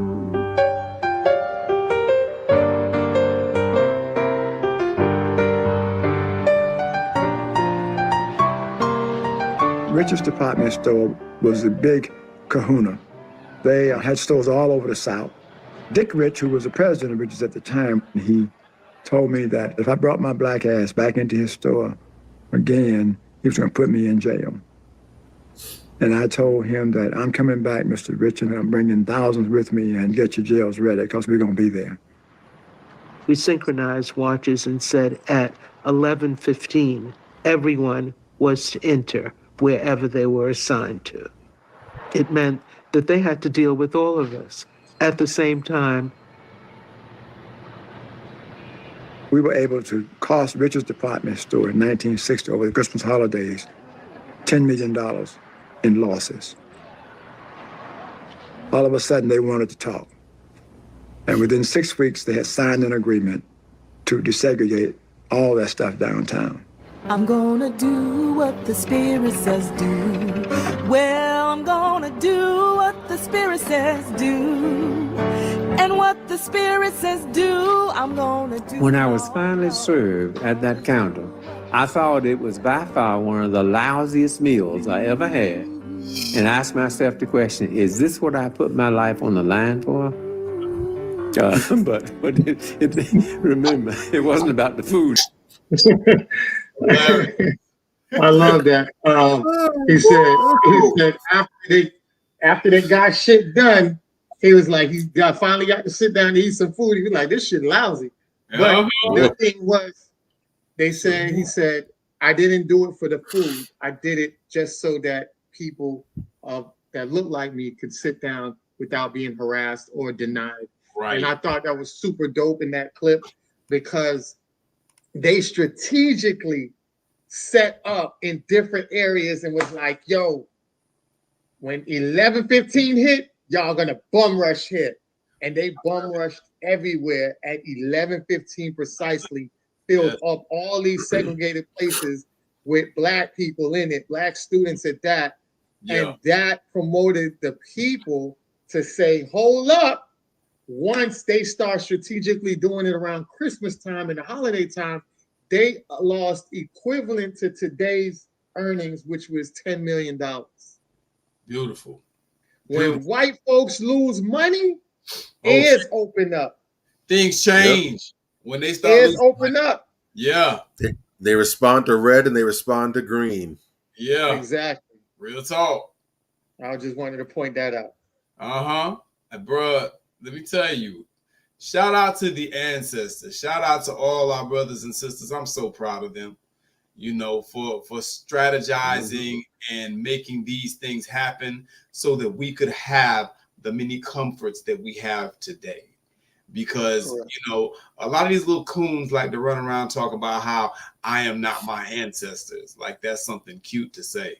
And I always retort to the little coon ass, no, you're not your ancestors, because your coward ass wouldn't have done none of that. You understand what I'm saying? If we keep it in the fuck, anybody who can fix their mouth to say something that ignorant, yeah, you're right. You not your ancestors, but not for the reasons you're citing. Exactly. Because your weak, cowardly ass would not have sat up in no place and did no sit-ins, would not have picketed nothing. You can't even stay disciplined enough to keep from boycotting Gucci and Prada and what's the other H&M, all these companies, Balenciaga. Yeah, all these companies who've done racist things. Take your pick. Take your pick. All this overpriced bullshit. You paying all this ridiculous money just to put a white person's name on your ass. You understand what I'm saying? And you don't even have, not even the courage at this point. You don't even have the discipline to refrain from buying their products when they've said racist things about you and they've performed racist acts towards you. You understand? The little Prada monkey. I ain't forgot about the little Prada monkey. I ain't forgot about the little black kid they had in the H&M commercial. Coolest monkey in the jungle. Yep. I ain't forgot about that slick shit. I ain't set foot in H&M in what 6-7 years since that article came out. Same. You understand? And what about sacrifice? For me, that was a sacrifice because up until that point, H&M had arguably been my favorite store on the planet. I'm talking about north of 60% of the items in my closet were from H&M. So I was vested. And as soon as I saw that, it wasn't a whole bunch of oh man or woe's me. It's like someone flicked the light switch off. Bam. They don't exist no more. I walk by the store. I don't even look to see what they got in there this week and nothing. Just you don't exist to me anymore. Because my dignity and my self-worth, my race esteem is way higher than a damn H&M logo on my clothing. Real talk. Real talk. And the thing is, for me, it wasn't because I didn't really buy that shit anyway. But I feel you. I have an extra layer of respect for what you did because you shopped there. You know what I'm saying? And like you cut them off cold turkey. Back in the days, we used to have that spirit. Yeah. Oh, you got a problem? You got a problem with black people? All right. Yeah. All right. Your business be out of your shit be out of business in 6 months. Your company will be out of business in 6 months. You feel me? That's the code of conduct. The code of conduct, and we have lost that. We have no discipline. We have no integrity. You know, we just kind of accept anything. You know, all these little movies. To go back to the movie you were talking about earlier. That's not the only movie that has depicted a group, a black group's culturally significant figure in a messed up light. Yeah. But we still keep going to the movies to support this stuff, to support this garbage. You know, we need to really, really withhold our dollars and put them somewhere else until they get it right. You know, we got to start sending those signals. We got to get our code of conduct together, man, because we let too much go. That's real on everything. We let way too much go. It's no reason, you know, that we should be out here still supporting these people, and they spit in our face every chance they get. None. Exactly. Even my code of conduct. This is It is. You guys can see, right? Black Calvin owned. Klein, black owned watch. I don't fuck with anything that's, you know, if I'm gonna rock it, it gotta be black owned. You know what I'm saying? This is, you'll catch me with Kangos. I got 3 or 4 different Kangos on. This is black, yo. This is crazy. You know what I I'm didn't know saying? it was black owned. That's black owned.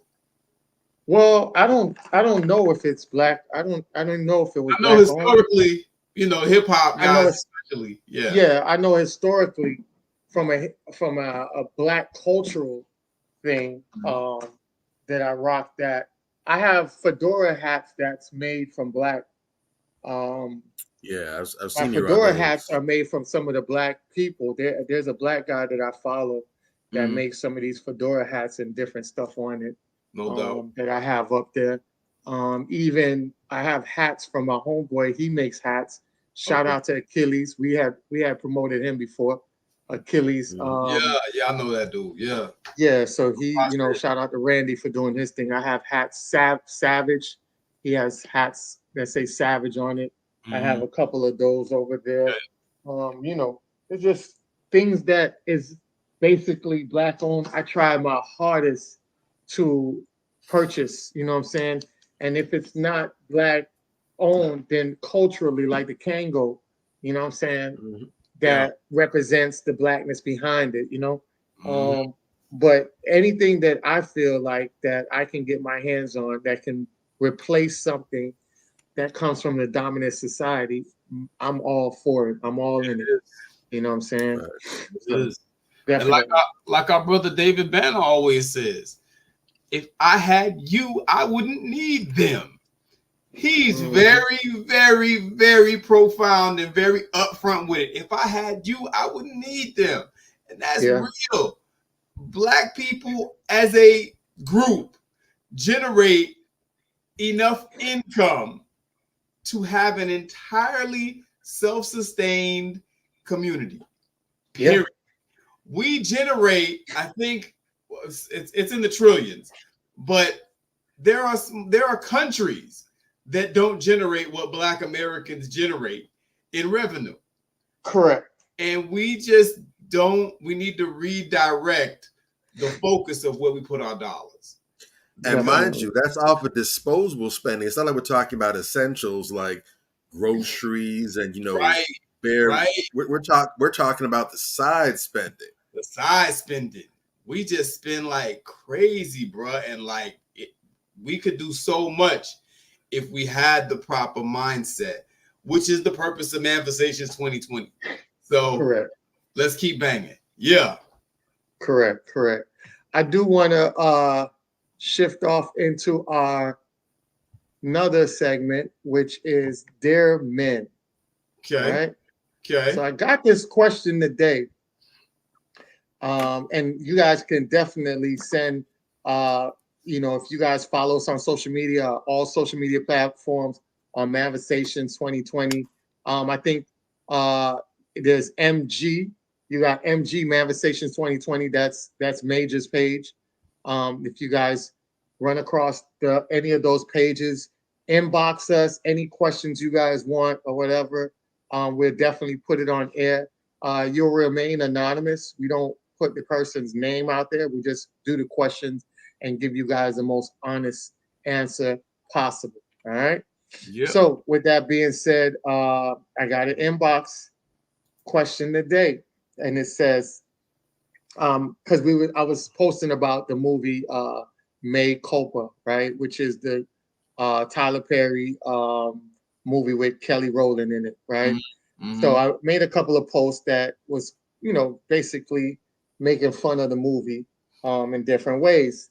So one of I guess one of my posts, she end up coming into my inbox and asked me this question. She says, in regards to your post about the movie, right? Asking for a friend. What do you do when your son-in-law's side piece inboxes you on Facebook with receipts of a 5-year relationship she's been involved in with him? Do you tell your daughter? Are you supposed to ignore how he's treating your daughter, your only child? As a mother-in-law, are you supposed to continue to love and respect him? And just to let you know, his mother is deceased. So I wanted to present that to you because she's the mother-in-law. He's dating her daughter. And she got the inbox from the side piece about 5 years dealing with this guy. Oh, It's I mean, just too much. that's an easy one for me. You know what I'm saying? Yeah. You absolutely let your daughter know what time it is. Absolutely. Now, what she chooses to do with that is on her. You understand what I'm saying? But that's your daughter. You understand what I'm saying? And you know, your daughter could be in a very dangerous situation. You know, never know what type of STDs or whatever he might contract from this other young lady, whatever the case may be. You never know if she's going to flip her lid and decide, hey, I want him. If I can't have him, nobody can. She might, you know, want to get violent with this young lady. You know, these situations, I don't play with stuff like that. You know, if it's somebody that I love dearly, somebody that's close to me, I'm sorry, I'm a snitch. Period. You know what I'm saying? That's easy for me. She shouldn't even have to ask. You know what I'm saying? That's your daughter. All bets are off. You know, and let the chips fall where they may. That's how I feel about it, Bobby. Look, it's a mess. It's nasty. If this was non-family, I'd say tread cautiously. But seeing as, you know, this is your child that's being put out, dirt is dirt.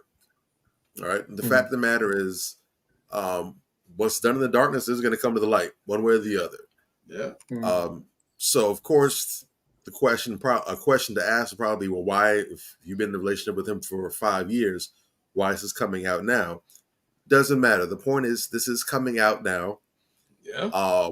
And the way it's coming out in such a manner where you are giving your daughter a chance to be able to go ahead and to quietly make preparation to get out on the sneak. Like Aunt mentioned, you know, sometimes these things can turn very sour. People aren't always wired properly.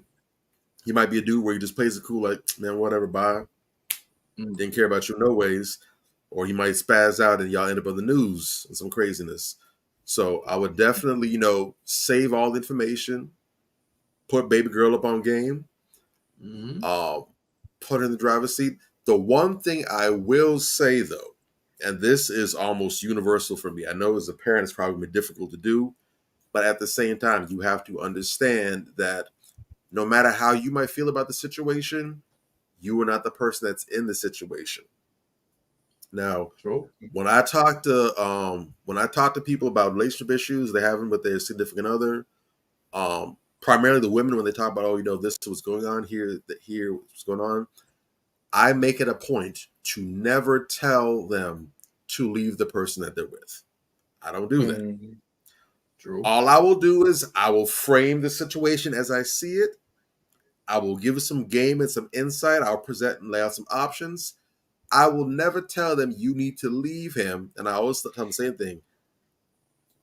I'm not going to tell you to leave him because if y'all break it tonight, you can't come stay with me. Right. I'm sorry. You know, there's no space in my bed for you. You will not be getting cozy up tomorrow. I ain't got no place. I ain't got nobody for you to be booed up with tomorrow. So because I'm not volunteering to step in that position, I can't tell you to leave. I can't tell you to get about that. I can just frame it the way it is, the way I see it. Give you some options. And God bless you. You pick the best decision. You make the best decision that you can. Same goes for the mother. Because what you do not want to, because you have to understand how some people are, you do not want to go ahead and put a barrier in her back. You need to leave him. He's cheating on you. This, that, and the third. And in the moment she's like, you're right. I'm sick and tired of this. The next thing you know, you talk to the next day. Well, is it over?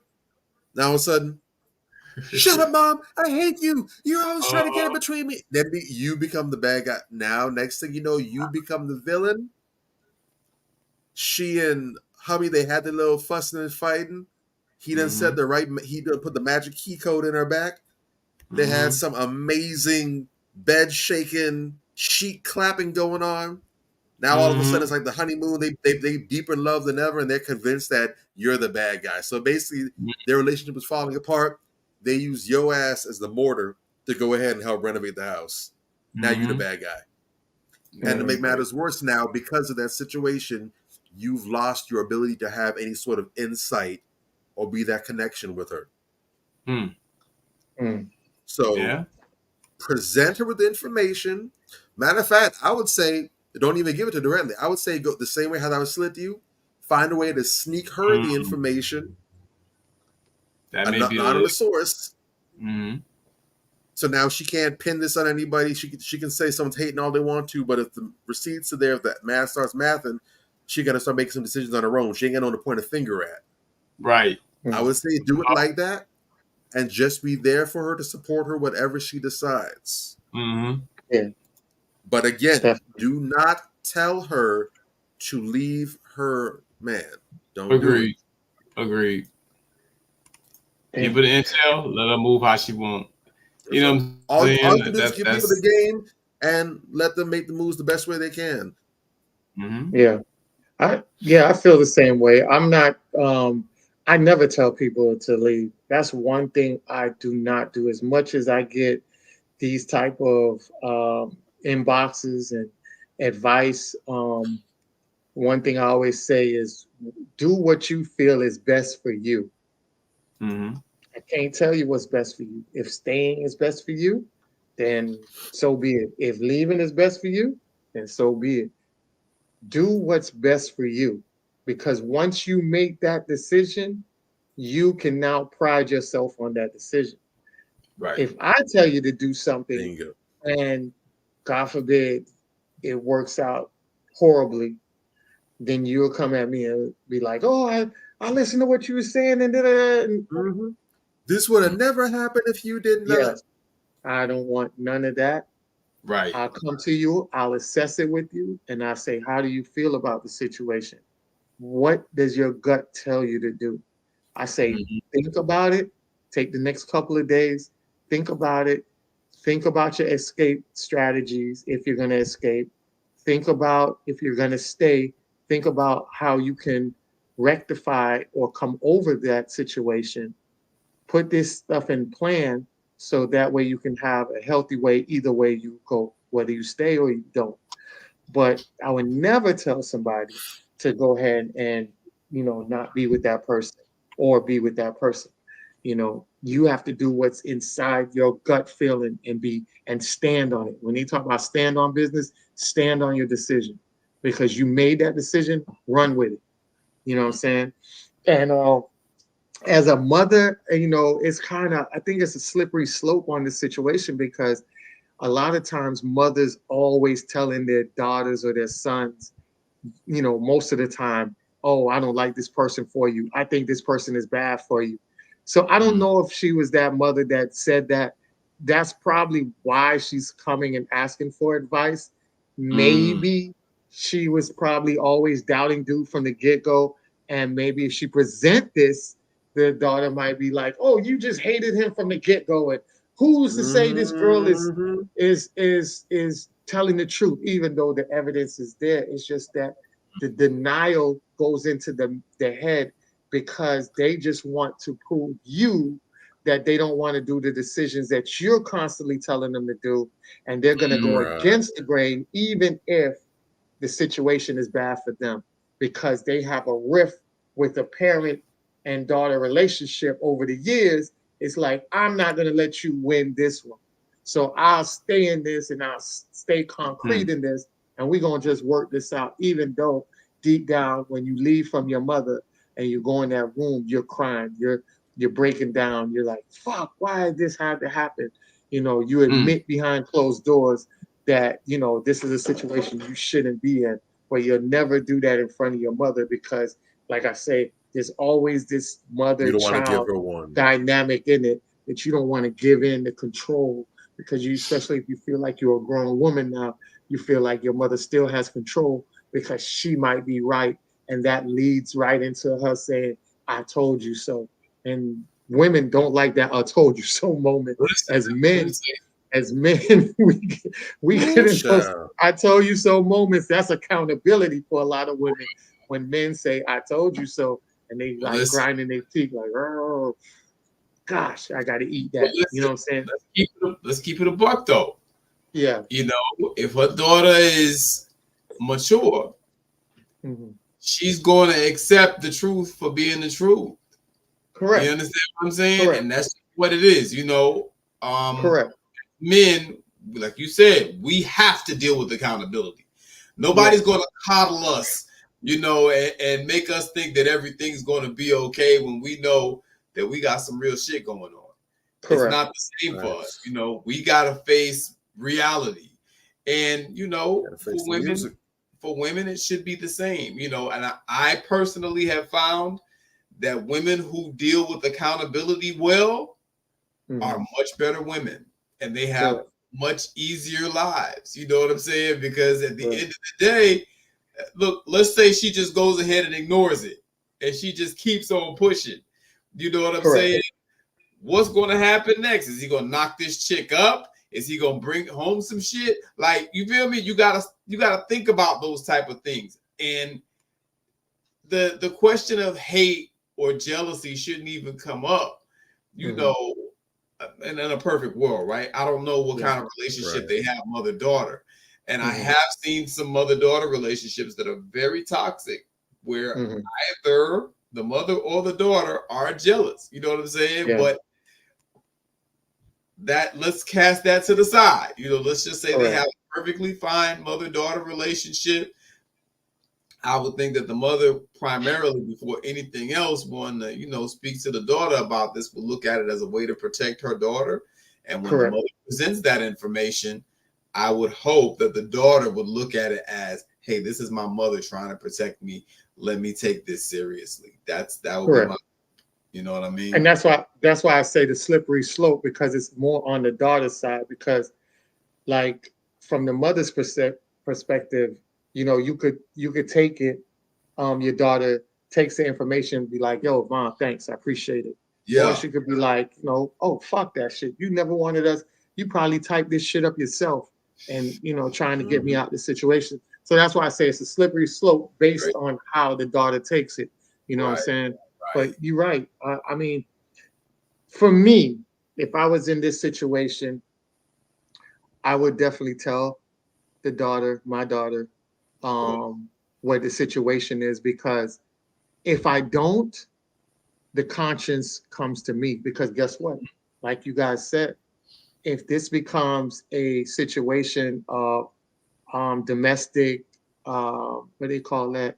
Domestic suicide, and I don't say nothing, when that happens, now I have this on the conscience, because now every night that my daughter's not here, I'm reading these receipts and I'm saying to myself, what if I told my daughter, maybe she would be here today? And that's something on your conscience you don't want to have for the rest of your life. What if it's heavy?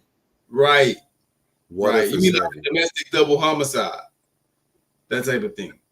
Yes, correct. Or even just regular domestic violence. Just, you know, just starts beating around or whatever. Right. Yeah. And that's why I said I was using the domestic homicide, because, you know, even if it's domestic violence and you do get beat up pretty bad, you still have your daughter here. So the consciousness of that wouldn't hit you as hard as if your daughter was to be killed in the process, and then you're sitting on this information you should have told your daughter, gave her the heads up, because Once you get information like that, no matter who you are, man or woman, your antennas are up. Yeah. So now when you're out, you're going out the door, you're watching around to see if this girl gonna come and try to stab me. Oh God. Of course. You're inside the store looking to see if you see this woman. You're also looking to see how your dude moving, how funny style he is, because he might want to get rid of you to be with the girl.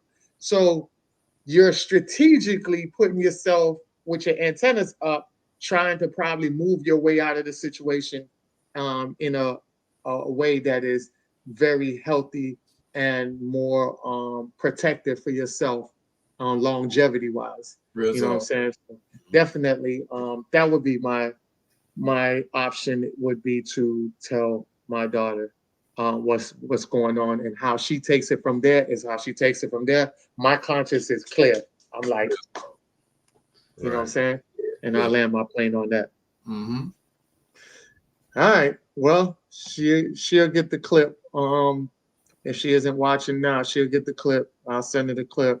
And then she could take the advice that all three of us, and that's the dope thing, and that's why we tell you guys to send in your questions all the time, because you're getting three different aspects, and it's something I might say that might not hit with you, but Major says and it hits on point, or it might be something Bobby says that both of us didn't put into play that might, help you out. So you're getting three different knowledgeable men that's giving you different perspectives, so you can have the best outlook or the best strategy on dealing with the situation that you're in, so definitely.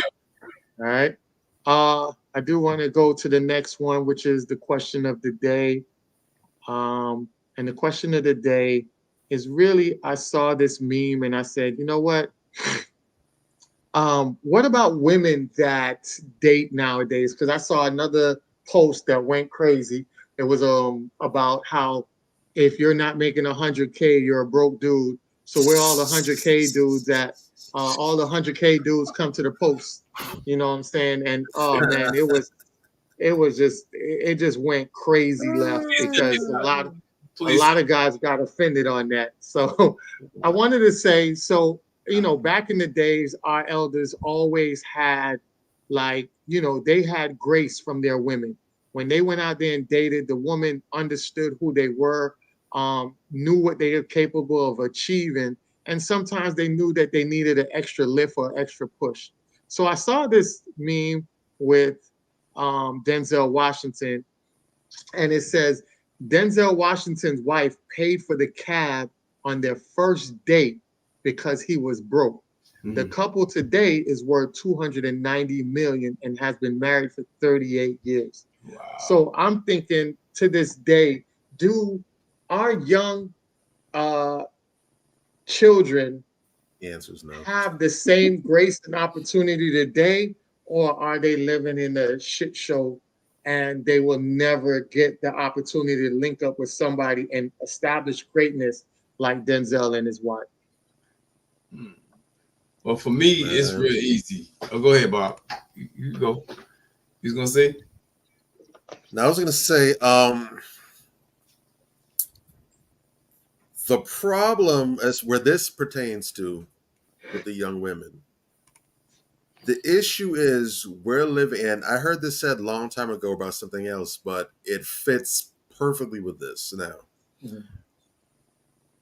Due to the nature, and these are issues that we had before social media even popped up, because we've been talking about how with all the advancement of technology and everything else, we live in this microwave society where, things coming today don't come quickly enough. And I remember the comedian Louis C.K., he did, I forgot from which stand-up specials was, but he did this joke where he's talking about everything's amazing now and no one's happy. He was talking about how, he remembers he got on an airplane and it was the first time he was on an airplane that had built-in Wi-Fi, whatever. So he was really excited about be able to use his phone or his computer up there, whatever. He said just before takeoff, the flight attendant came on and said that they were, they make announcements, and then they said, we regret to inform our passengers that our in-flight Wi-Fi is going to be out of commission for this flight. We're terribly sorry about that, or whatever. He's like, and he said, this time, this was brand new. This is relatively recent thing. So Most people had never been in a plane where this was a thing. So the guy next to him was like, "Oh, fuck this," you know. Dude was just upset, and he's like, "How amazing is it that this thing that before now you didn't know was a thing, the non-existence of it now has made you that upset." Yeah, you just found out this was a thing, whatever. And once you find out that you can't experience it now, you're acting as if this was always there and that this was just a regular utility, whatever. But pairing off of that, the idea is that this generation knows the cost of everything. They know the price of everything, but the value of nothing. Mm. They can eyeball the price of this. That's how much this is worth. That's how much that costs. That you can get this here for such a price. But the actual value of things and people, they're clueless on. Yeah. You have two options when it comes to getting in with somebody. Specifically talking about men here. When a man who is on his way to becoming peak value, that means he's putting in the work, he's mastering his craft or his discipline, whatever it is. He's on his way to not just earning big money, but being a man of status and having something. Yeah. Mm. You can get with him at any time, but the longer you wait, the higher that cost of entry is going to be. It's no different from a party or a club, right? There's a party that's coming. Oh, there's going to be this big new hip hop reggae night at the end of the month, right?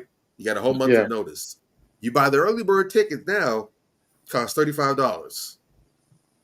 After the first week or two, the early bird tickets start flying on the shelf. Those are gone now. Then you get the latecomer tickets. Those are $55. So you buy these now, it's still gonna be cheaper than what you go pay at the door for it. Mm-hmm. Then you finally get to the door, it's $85 to get in. Mm-hmm. Well, that's crazy. These tickets were for sale for $35. Yeah, but that was early in the game. Mm-hmm. You see, a lot of women are trying to go ahead and do this and jumpstart the process because they do not know how to properly vet a man. They do not know how to tell a stud from a dud. Mm-hmm. Champion from a chump. Yeah. They don't know how to tell this is someone that's worth betting the farm on, that they can relatively cash in their chips on, and they're going to have a reasonable expectation of results. Yeah. And so they're trying to cheat the game by saying, well, I don't want to invest in a man. I want to wait till he's already self-made, till he's already there. Okay, cool. Problem is, like Drake said, you wasn't with him shooting in the gym. It is. So the cost is going to be different. I don't know you. Mm. And again, that's not that you can't get in. You can still get in. It happens all the time. It happens every day. However, there's going to be some things that come with that you're likely not going to be too keen on. Mm.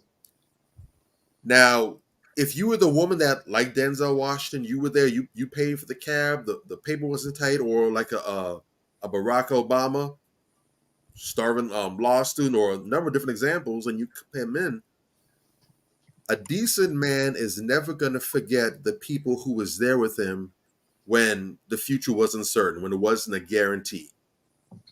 Mm. However, when you start coming later on in life, it becomes Hall 2 goes, though. What are you actually here for?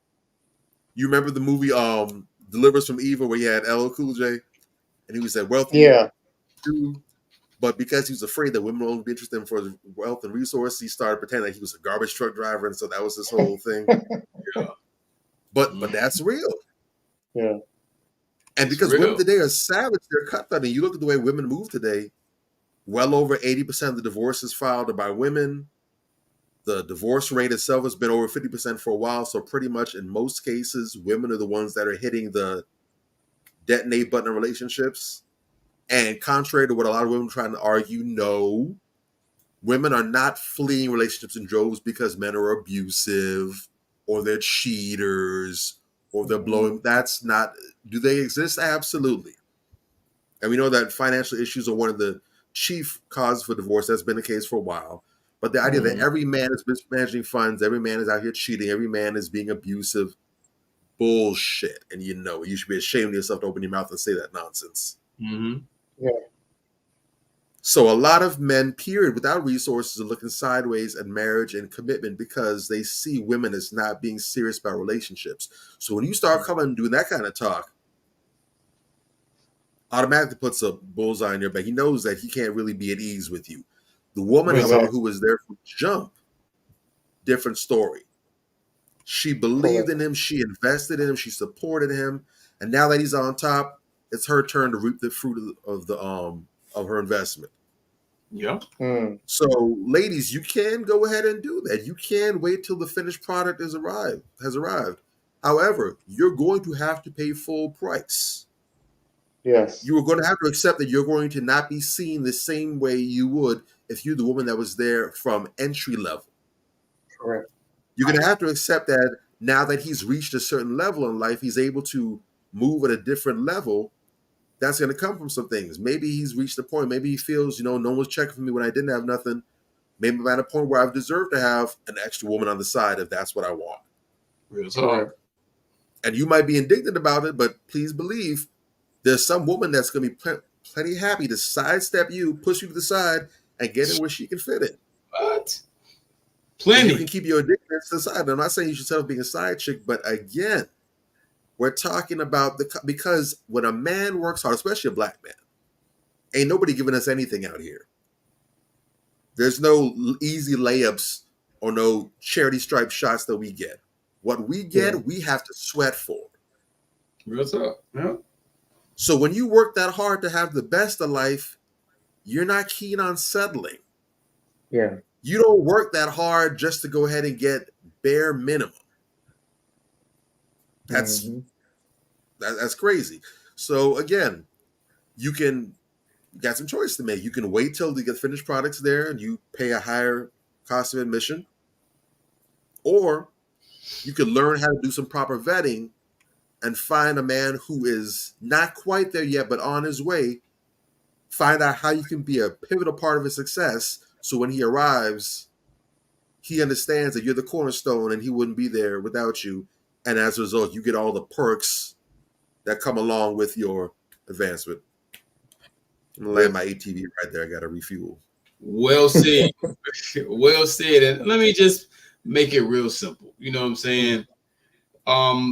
We had to really start looking at some of the low energy people that whine and complain about petty nonsense on posts on the internet. Half of them are just doing it for attention, because half of these females talking all this, I don't do 50-50, and I ain't paying for this, I ain't paying for that. They're paying a dude to be with their ass, if we keep it at a buck.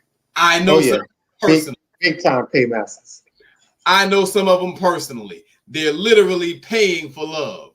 They buy love every goddamn 2 weeks. You understand what I'm saying? So miss me with the bullshit. You know what I'm saying? Spare me. You got a lot of females out here that straight up paymasters that talk a whole bunch of shit to you on a post, but in real life, they out here, they the most desperate somebody you want to know. You know what I'm saying? So we got to realize when we come across those people, they're frauds. I did a whole post calling out all frauds. You understand what I'm saying? We got a lot of those out here. And, something as petty as cab fare is pretty basic. You know what I'm saying? And women if a woman is really interested in you and she's really looking to invest in you and she sees something in you, she's not going to bitch and moan over something as petty as cab fare. If we keep it in the buck, if she's worth anything, she's not going to whine about that. You understand? And those type of women are the type of women that you should take more seriously. Your question, Anthony, where you asked, when you asked, okay, does this mean that, hey, these women, of this time are going to give more grace, or is it, they're just going to be hardcore like that? The answer is some of them will, some of them won't. And that's where vetting comes in. because fellas, when you start to see these chicks, counting this and counting that, counting how much you do versus how much they do, that's a low energy chick you don't need to be bothered with. Send her ass on her way. You understand? That's what you need to do with her. And sisters who are more than happy to help out, because the Bible says, people like to cite the Bible when they're talking about provision and protection. Okay. The Bible also says, people like to pick and choose what they like out of the Bible. The Bible also says that the woman is a man's what? Helpmate. Help meet. So you're supposed to contribute. Damn it. You're supposed to contribute. Okay. And that's just what it is. That's how that works. It doesn't mean that I'm supposed to do everything. What book are you reading? Reading comprehension is taught in the 2nd grade. Your ass clearly didn't pass. You dig? Because you're not interpreting what it actually says. You're just picking out something and running with it because it tells you you can lay on your lazy ass. And that just ain't how we doing it. You understand what I'm saying? No. We're supposed to work together. We're supposed to complement each other. You're supposed to help. Yes. And that's just the long and short of it. That's the end of the story right there. So if you got people giving you all kind of flack and whatever over petty little things, that's something you don't need to be, that's somebody you don't need to be worried about. And that's another reason why we do this show. Russell, what's up? That's another reason why we do this show, to give y'all game and to let y'all know the things to look out for and the things to, embrace, and that's at the top of the list, just even before we get into all the other stuff. When you see that, that's a red flag. We really got to stop that. And a lot of these little petty, goofy ass questions are about money issues.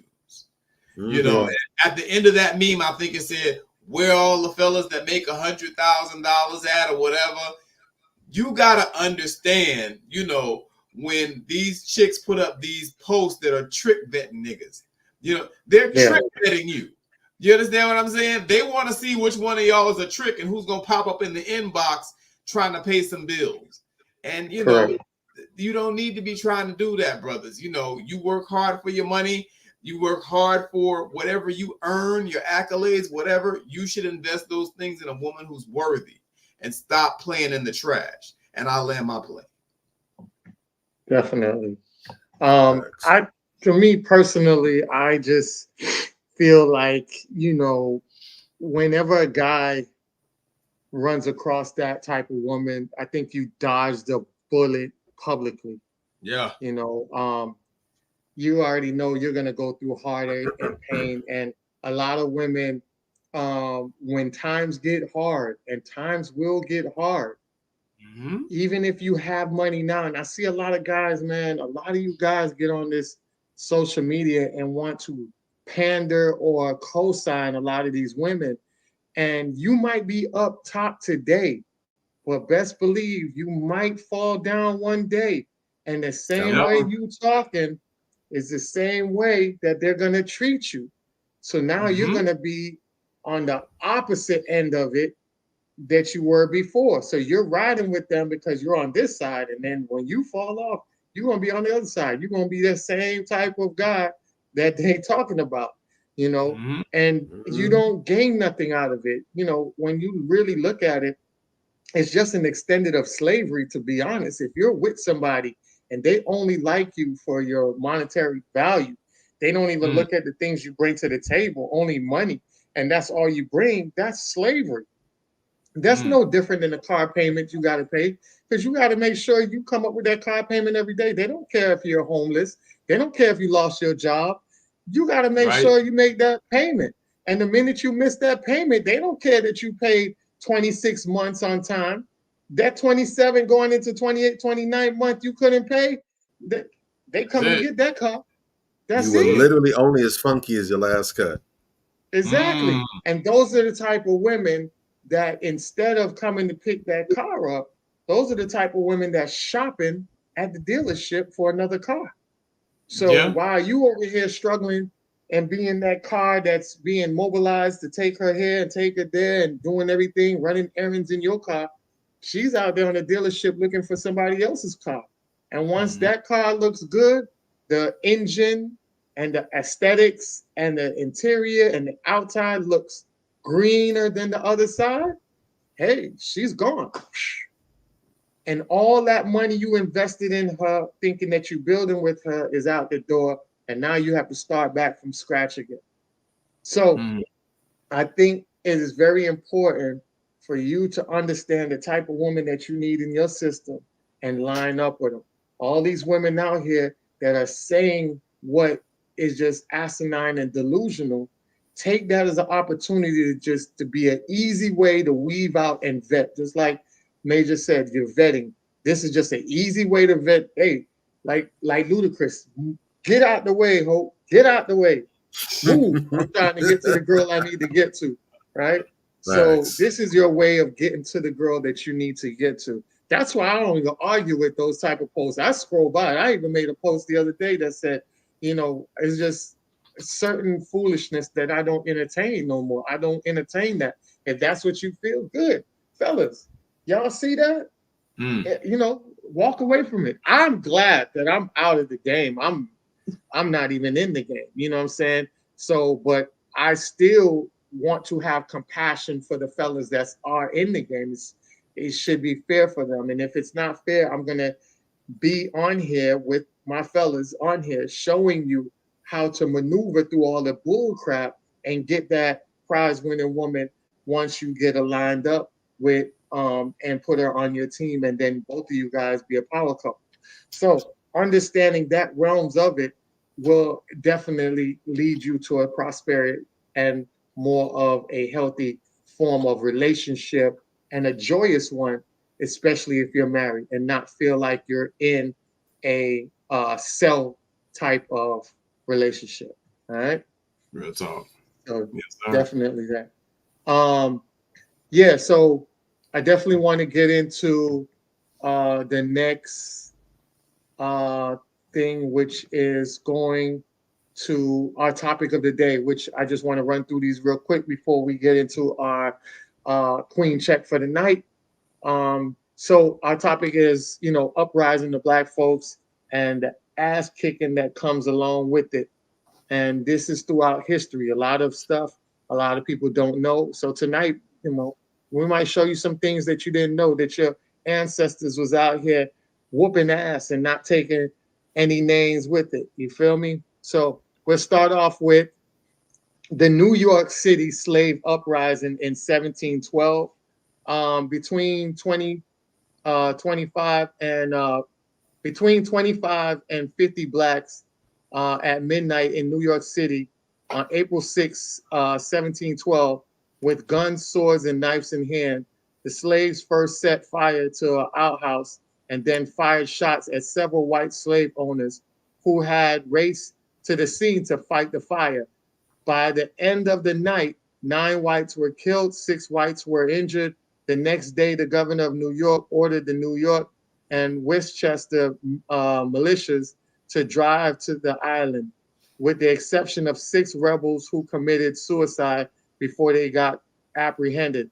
All of the rebels were captured and punished with range from being burned alive to being broken at the wheel. But a swift punishment of the guilty was not enough to quell the concerns of the slave owners and their politically bloody. Within months, the New York Assembly passed an act of preventing, suppressing, and punishing the conspiracy or the insurgent of Negroes and other slaves. Masters were permitted to punish their slaves at their full discretion, not extending to the life of the members, even though in New York, slaves were deterred by this bill. Masters were required to pay £200 security to the government and 25 immunity to the freed slaves. Despite these strangles of laws, New York would escape slave rebellion for only 29 years. But shout out to those slaves that sacrificed their lives on the line to make sure, like, hey, enough is enough, man. We're not putting up with this. And even though they got it done for a short period of time, that was just enough. They saved a lot of lives during that short period of time by their courageous act of, pushing back against the injustice during that time. So shout out to those rebels that were out there, even though it was a suicidal mission, but they did it for their people, they did it for the culture.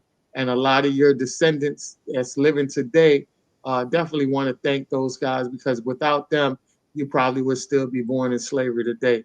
All right. The next one is the New York Slave Conspiracy. And that is the New York Slave Conspiracy happened in 1741.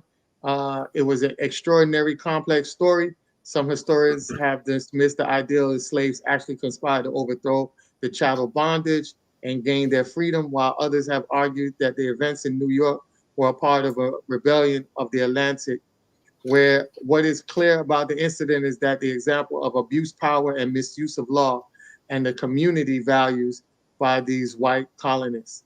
All right. So critics from New England accused the New Yorkers of imagining the plot, and they did not hesitate to point out the similarities between the events of April 1741 and the Salem, Massachusetts witch trials of 1692. In fact, the Nation of the Confessions closely resembled the Confessions of Salem. During the integration, slaves were beaten, harassed, and heckled by whites. The tactics probably contributed to the confession of 81 blacks. After the confession, the executions, the New York Assembly expanded the night watch past the restrictions of the slaves fetching water, but the Nair pump and decided to import the slaves no longer from the Caribbean, which had previously supplied New York with nearly 3,400 slave population, but from Africa instead, because the colonists believed that African slaves were less likely to organize than the slaves from the Caribbean. And that says a lot to this day, because we're seeing a lot of the African brothers out here coming and samboing and shoo-shooing and jumping up with white supremacy. And those be the main ones saying that they don't see racism. So to hear that back in 1741, that is alarming. And we're 200 plus years later, and they still have that same mentality. All right. Yeah. So definitely want to get into the Tacky War, which is the Tacky's War, which end up also known as the Tacky Rebellion, was an uprising among Jamaican enslaved people from Ghana that occurred in St. Mary Parish, Jamaica, against the British from 1760 to 1761.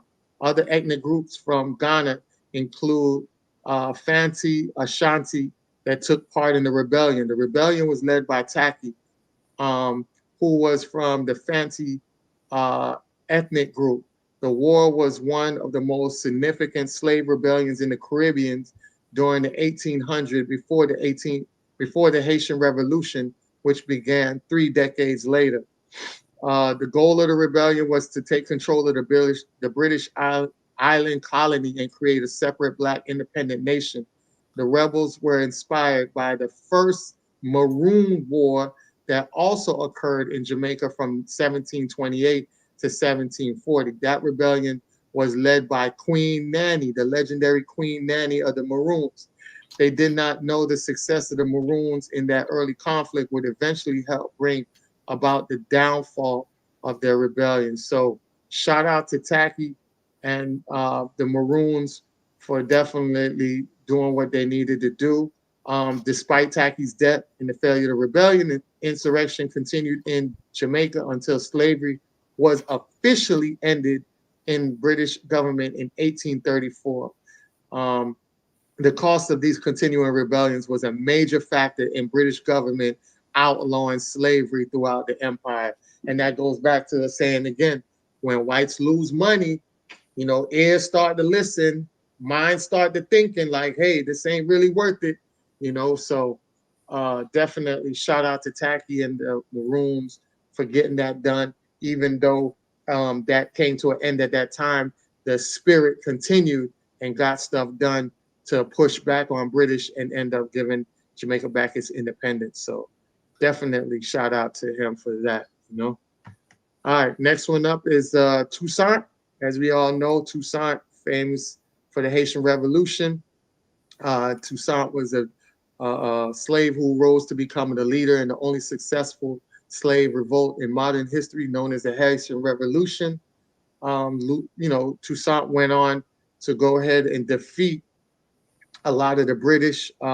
His actions eventually arose the Napoleon, and in 1802, Napoleon dispatched his brother-in-law Charles to capture Toussaint and return the island to slavery under French control.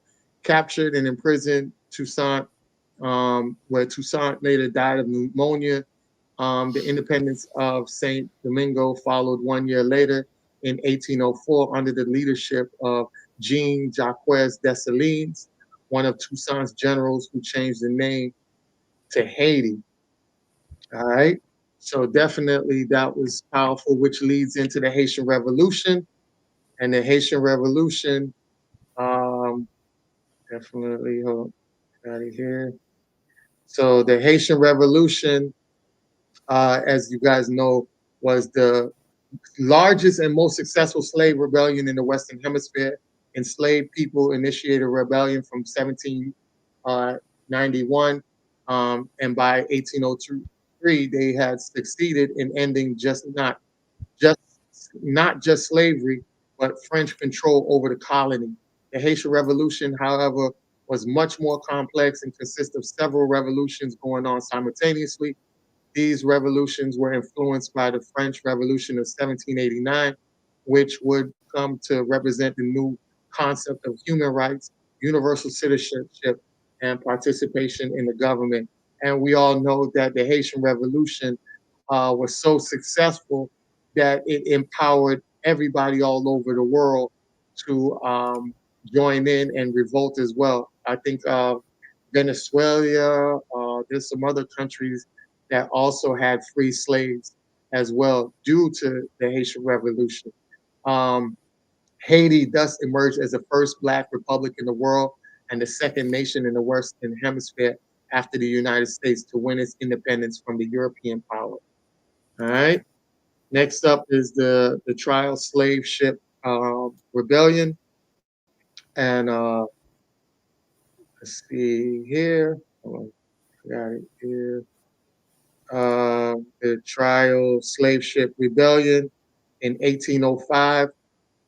It was a little known account to the slave ship uprising in the South Pacific off the coast of Chile. In 1803, the number of West African Muslims were purchased by the Spanish in what is now Senegal and put on a slave ship bound to Buenos Aires in the Spanish colony of Argentina. After their arrival, they were marched across the Argentina Pampas and the Andreas Mountains to the Chilean port, and there were 72 surviving Africans were placed on another Spanish ship, the Trial, which intended to take them north of the slave market of Peru and Ecuador. Somewhere along the route, Babo and Moro, two leaders of the enslaved Muslims, orchestrated a successful rebellion on board of the Trial in December 1804. They took command of the ship, killing most of the Spanish crew members while holding captain hostage. For nearly 3 months, the freed Africans sailed the ship to the South Pacific in vain in hopes to return to Senegal. The vessel leaders were not trained sailors, but they had learned the Spanish language during their years of captivity and used the knowledge of the stars to guide the ship southward along to the Chilean coast.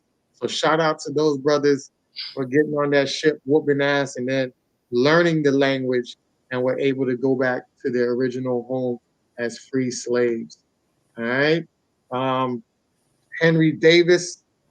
We definitely have Henry Davis here, and Henry Davis is, oh gosh, where is it? Henry Davis. Hold on. Where's Henry Davis? Hold on. I think I got Henry Davis here somewhere. Hold on. Okay, Henry Davis. We have it here. Henry Davis, 1827 to 1911. Henry Davis was an anti-slavery activist who participated in the largest and most violent antebellum response to Fugitive Slave Act in 1850. Green, a teamster and occupation, was born by Township Lancaster in Pennsylvania of 1827. He was the son of Benjamin, a mulatto man, and Sarah Green, a white woman. Green took part in which nearly a year after the passage of the Fugitive Slave Act of September 18, 1850. With that act, the federal marshals were given authority to track down fugitives and slaves to arrest them who harbored and defended them. Green, in turn, joined other free blacks in the southern Pennsylvania in creating an organization of mutual protection whose members vowed to prevent the capture and re-enslavement of runaways as well, and protect those who operated in the Underground Railroad in those areas. They pledged to protection even the risk of their own lives. After listening to the speeches by Frederick Douglass and William Garrison, who lectured in nearby Lancaster. Shout out to Henry Davis and those fellas for out there protecting the free slaves and making sure the runaway slaves weren't being harmed as well. So that was a critical part of the Underground Railroad that they don't tell you about. Cherie Lewis Lear was one of the several black men who were killed during the John Brown's raid on the ferry. It was a defining moment in African American history. He was the second of 5 children born from North Carolina, Fayetteville, to free black parents. And he was a descendant of Irish immigrants. His mother was a mixed race and conflicting accounts of her heritage. He quickly became involved in the town's abolitionist movement, and he participated in the slave rescue, which he assisted John Price, a runaway slave, after a drastic effort to keep Price from federal marshals, and the rescuers helped him cross the border to Canada and freedom. 37 men were arrested and died for the violating of the fugitive slave law. Charges were dropped against Larry and most of those arrested. Soon after, he joined the white abolitionist John Brown's effort to engineer an armed rebellion of slaves at the Harper's Ferry Arsenal in Cleveland, Ohio. So shout out to him for joining this definite rebellion that helped, what also was led by Mary Peasant, who was the black millionaire out of California that funded John Brown revolution. So all of this was trickle down information that a lot of people did not know about. All right. Definitely going to give you a couple more. I'm not going to go into all of this. There's so many more. You have the Battle of Lake Okeechobee in 1837. You also have the Amistad Mutiny in 1839. You also have the Wellington Rescue in 1858. And you have Harper's Ferry Raid in 1859. Didn't want to take too much time to get into that, but definitely wanted you guys to see what was going on so you guys could go out there and do the added research for it. I know we're running out of time, so I definitely want to get into our last crown check of the night, which is a phenomenal woman, right? So I think this woman is very phenomenal, but you guys be the judge of it, right? So we have our crown check for tonight is a woman by the name of Fawn Weaver. So Uncle Nearest Premier Whiskey, now valued at $900 million, aims to maintain its status as a Black-owned and Black-led company, with the founder, Fawn Weaver, planning to buy out its investors, including Craig Leopold, a majority owner of the NHL Minnesota Wild, right? Weaver's goal is to keep the company from being sold to white-owned entity and a rivalry amongst black-led consumer companies. Despite the unconventional funding approach and the significant growth, Weaver remains committed to preserving Uncle Nearest legacy, rooted in the story of Nathan Nearest Green, who taught Jack Daniels the art of whiskey distillation, right? What's that? Distill, right? Distillation, yeah. Yeah. Wow. So Fawn Weaver is an African American entrepreneur, the author who holds the position of CEO of Grant Sydney. She co-founded the Uncle Nearest Premium Whiskey, where she serves as the chief historian. She is the founder of the Nearest Green Foundation. In March 2021, she was named the Endeavor Board of Directors. So the sisters out here doing some seriously great stuff.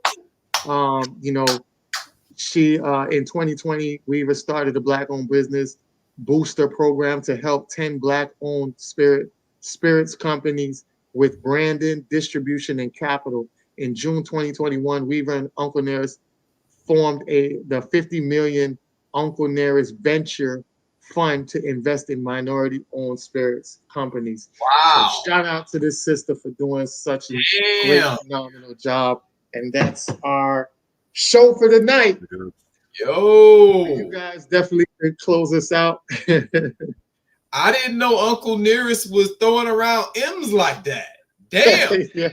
It's Yes. worth 900 million. They got a fund that they put out for Black-owned spirits companies to the tune of 50 million. Are you kidding me? Yeah. Wow, that's phenomenal. I had no idea they were moving like that. Oh yeah. Phenomenal sister, phenomenal crown check. That's what I love to see. I love to see when our sisters really make you respect what they have to offer. You understand? That's a beautiful, beautiful thing. So shout out to that sister and what she's doing. We come from a very, very powerful, resilient lineage. You know, in my own family, I can say, on my mother's side of the family, we had people who were in the civil rights movement. You know what I'm saying? FBA people that were involved in the civil rights struggle. On my father's side of the family, I can say that we had people that were involved in the Mau Mau uprising in Kenya that ran the British out of Kenya. I can say that on both sides. I got revolutionaries on both sides of my family. I'm very proud of that. And, even if you don't have revolutionaries on both sides of your family, maybe both of your parents are coons. Maybe one of them's a coon. I don't know. But you need to break that cycle. If that's the case, you know what I'm saying? Yeah. Those of you out there, you know what your lineage is like. You know how y'all got down. You know whether or not even today, are you contributing? Are you contributing to the struggle, or are you part of the problem? I think that, the most important thing that we take from this is that we need to be contributing to the struggle because it is ongoing. We still haven't found the promised land, so to speak. We're still struggling. We're still out here trying to find equality. We're still trying to get our freedom, justice, and equality to this day. Yeah. And if you are not part of the solution, then you need to work on making yourself part of the solution. That can be done with a few very simple steps, like we talked about earlier. Spend within your community. Spend with other people who look like you. That makes a difference. Make a conscious effort to do that. Refrain from spending your dollars with those who openly show their disdain for you. Yeah. That should also be something that we practice. We need to all get out here, get armed, and get some type of training, because in the past we have failed because we've been unable to protect what we had. You understand? Those are just 3 really basic things that we need to do. And we can start those things today so that we become part of the solution, to moving ourselves forward as a people. And shout out to the ancestors, respect and honor. We salute you. We appreciate your contributions. And we are definitely, the 3 of us, we are definitely here to help you guys move forward in the spirit of progress by getting our code together and creating a paradigm shift so that we're all on the right page and we got the right energy to contribute in a positive way. Yeah. That's so much good stuff baking and brewing. A lot of powerful events that have happened this month alone. A lot of amazing people were born, amazing people passed away.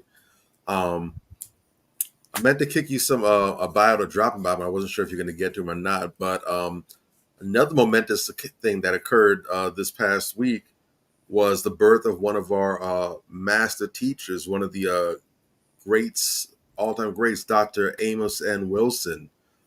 That brother just mind is a whole entire mine of goodness and gems. I specifically love a lot of the lectures and writings he did regarding education and the importance of nurturing the brains of young Black children and making them powerhouses in that fashion of Blackness by rebuking colonization and really tapping into the talents and gifts that they have, and really hammering home a lot of how really understanding history and the world begins with understanding ourselves. Because, and I shared this excerpt from one of his books on my page earlier, when you don't know and understand yourself, then you are basically at the mercy of what anyone and everyone else tells you about yourself. You really can't rebuke or refute anything because you don't have a prior context. And so when that's the case, it's easy to mislead you about everything else. But once you know who you are, and then you start understanding your history and how you fit into the world, then you start understanding everybody else and who they are and how they fit into the world. And then you get a better sense of understanding what everything is and how everything is. So it was a blessing to have that brother born into this time. But definitely recommend everyone to go and maybe not read a whole book of his. I definitely would if you're a bookworm, but go find a lecture. They do have some of them on YouTube. Pull up a lecture, a little 5-minute, 10-minute, 20-minute lecture, and listen to some of the gems and listen to some of the wisdom that he has to impart to us. Every bit as relevant for today as it was back then. But to continue on with the theme of what's been talked about, baby steps, little things. You don't actually have to do a whole lot. Just small changes will add up over time, will compound. Is there a Black grocery store anywhere near you? Are the Black products that you could buy? Black deodorant, shampoo, hair care products, sneakers and clothing. Maybe there's a restaurant you can patronize more often. But just the little everyday things that will stack up and make a difference. And every month, take it upon yourself to find a new Black business, a new Black entrepreneur and support. You know, all these different things do mean something. And it's not just a case of spending your dollars, but it's also the seed that you're passing on to somebody else, that encouragement, that motivation for them to keep on and continue and to do better and to improve. And when you purchase, don't just leave it there. Actually give feedback. We talked about this when Melanin Monroe was on the show. Shout out to the sister.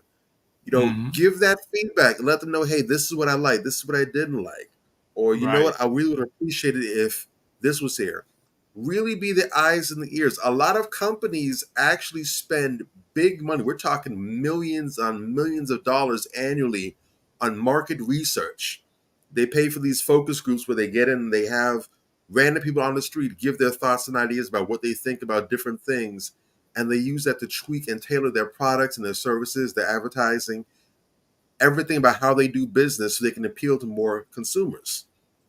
Obviously, if you're an up-and-coming entrepreneur, you don't have that kind of war chest for that kind of intel gathering. So if you're purchasing these products, let them know, hey, I really like this. I really appreciated this. Maybe the smell on this particular fragrance was too strong, or maybe there could have been a little more of this ingredient. But these different little things will go a long way into helping these service providers and these inventors and creators make their products better for you. Because it shouldn't just be a case of it shouldn't be a case of supporting. It should be a case of I'm purchasing this product because it is superior to whatever else like it is on the market. I want to buy this because it's the best deodorant on the market.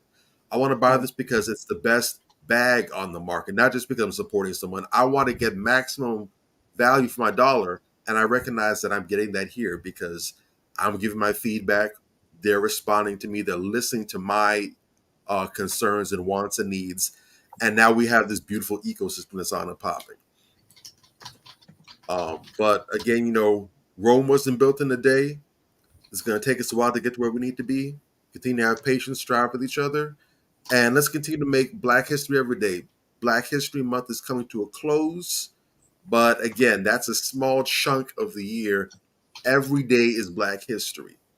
So as we go back and we looking at these events and these pioneers, these trailblazers, these waymakers, these revolutionaries, these people that have contributed to where we are today, we should be most concerned about what are we doing to replace that. 20 years down the line, 100 years down the line, 300 years down the line, when they look back in our time span, who are they going to say were the movers and shakers, were the notables, the people who did something that helped to push the needle and advance the movement forward? Rest in peace to Brother Eric Mays, who just passed.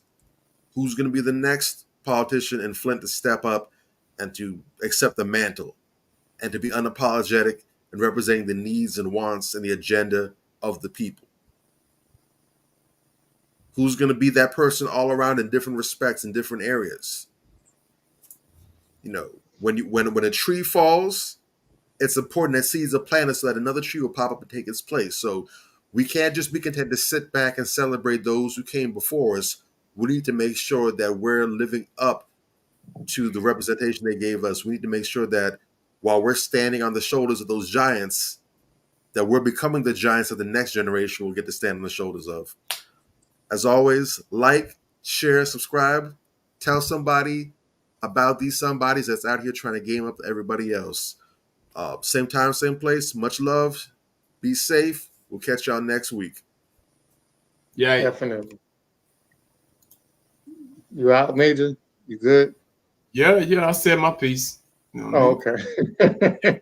We'll see you guys next week at 9 o'clock. I have a Zoom that I have to do, so we'll definitely be on at 9. So check us out, and make sure that you tell a friend to tell a friend. All right? There it is. All right. Yeah.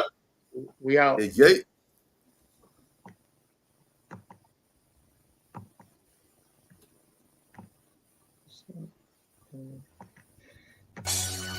Manifestation. Man up. Manifestation. Man up. Manifestation.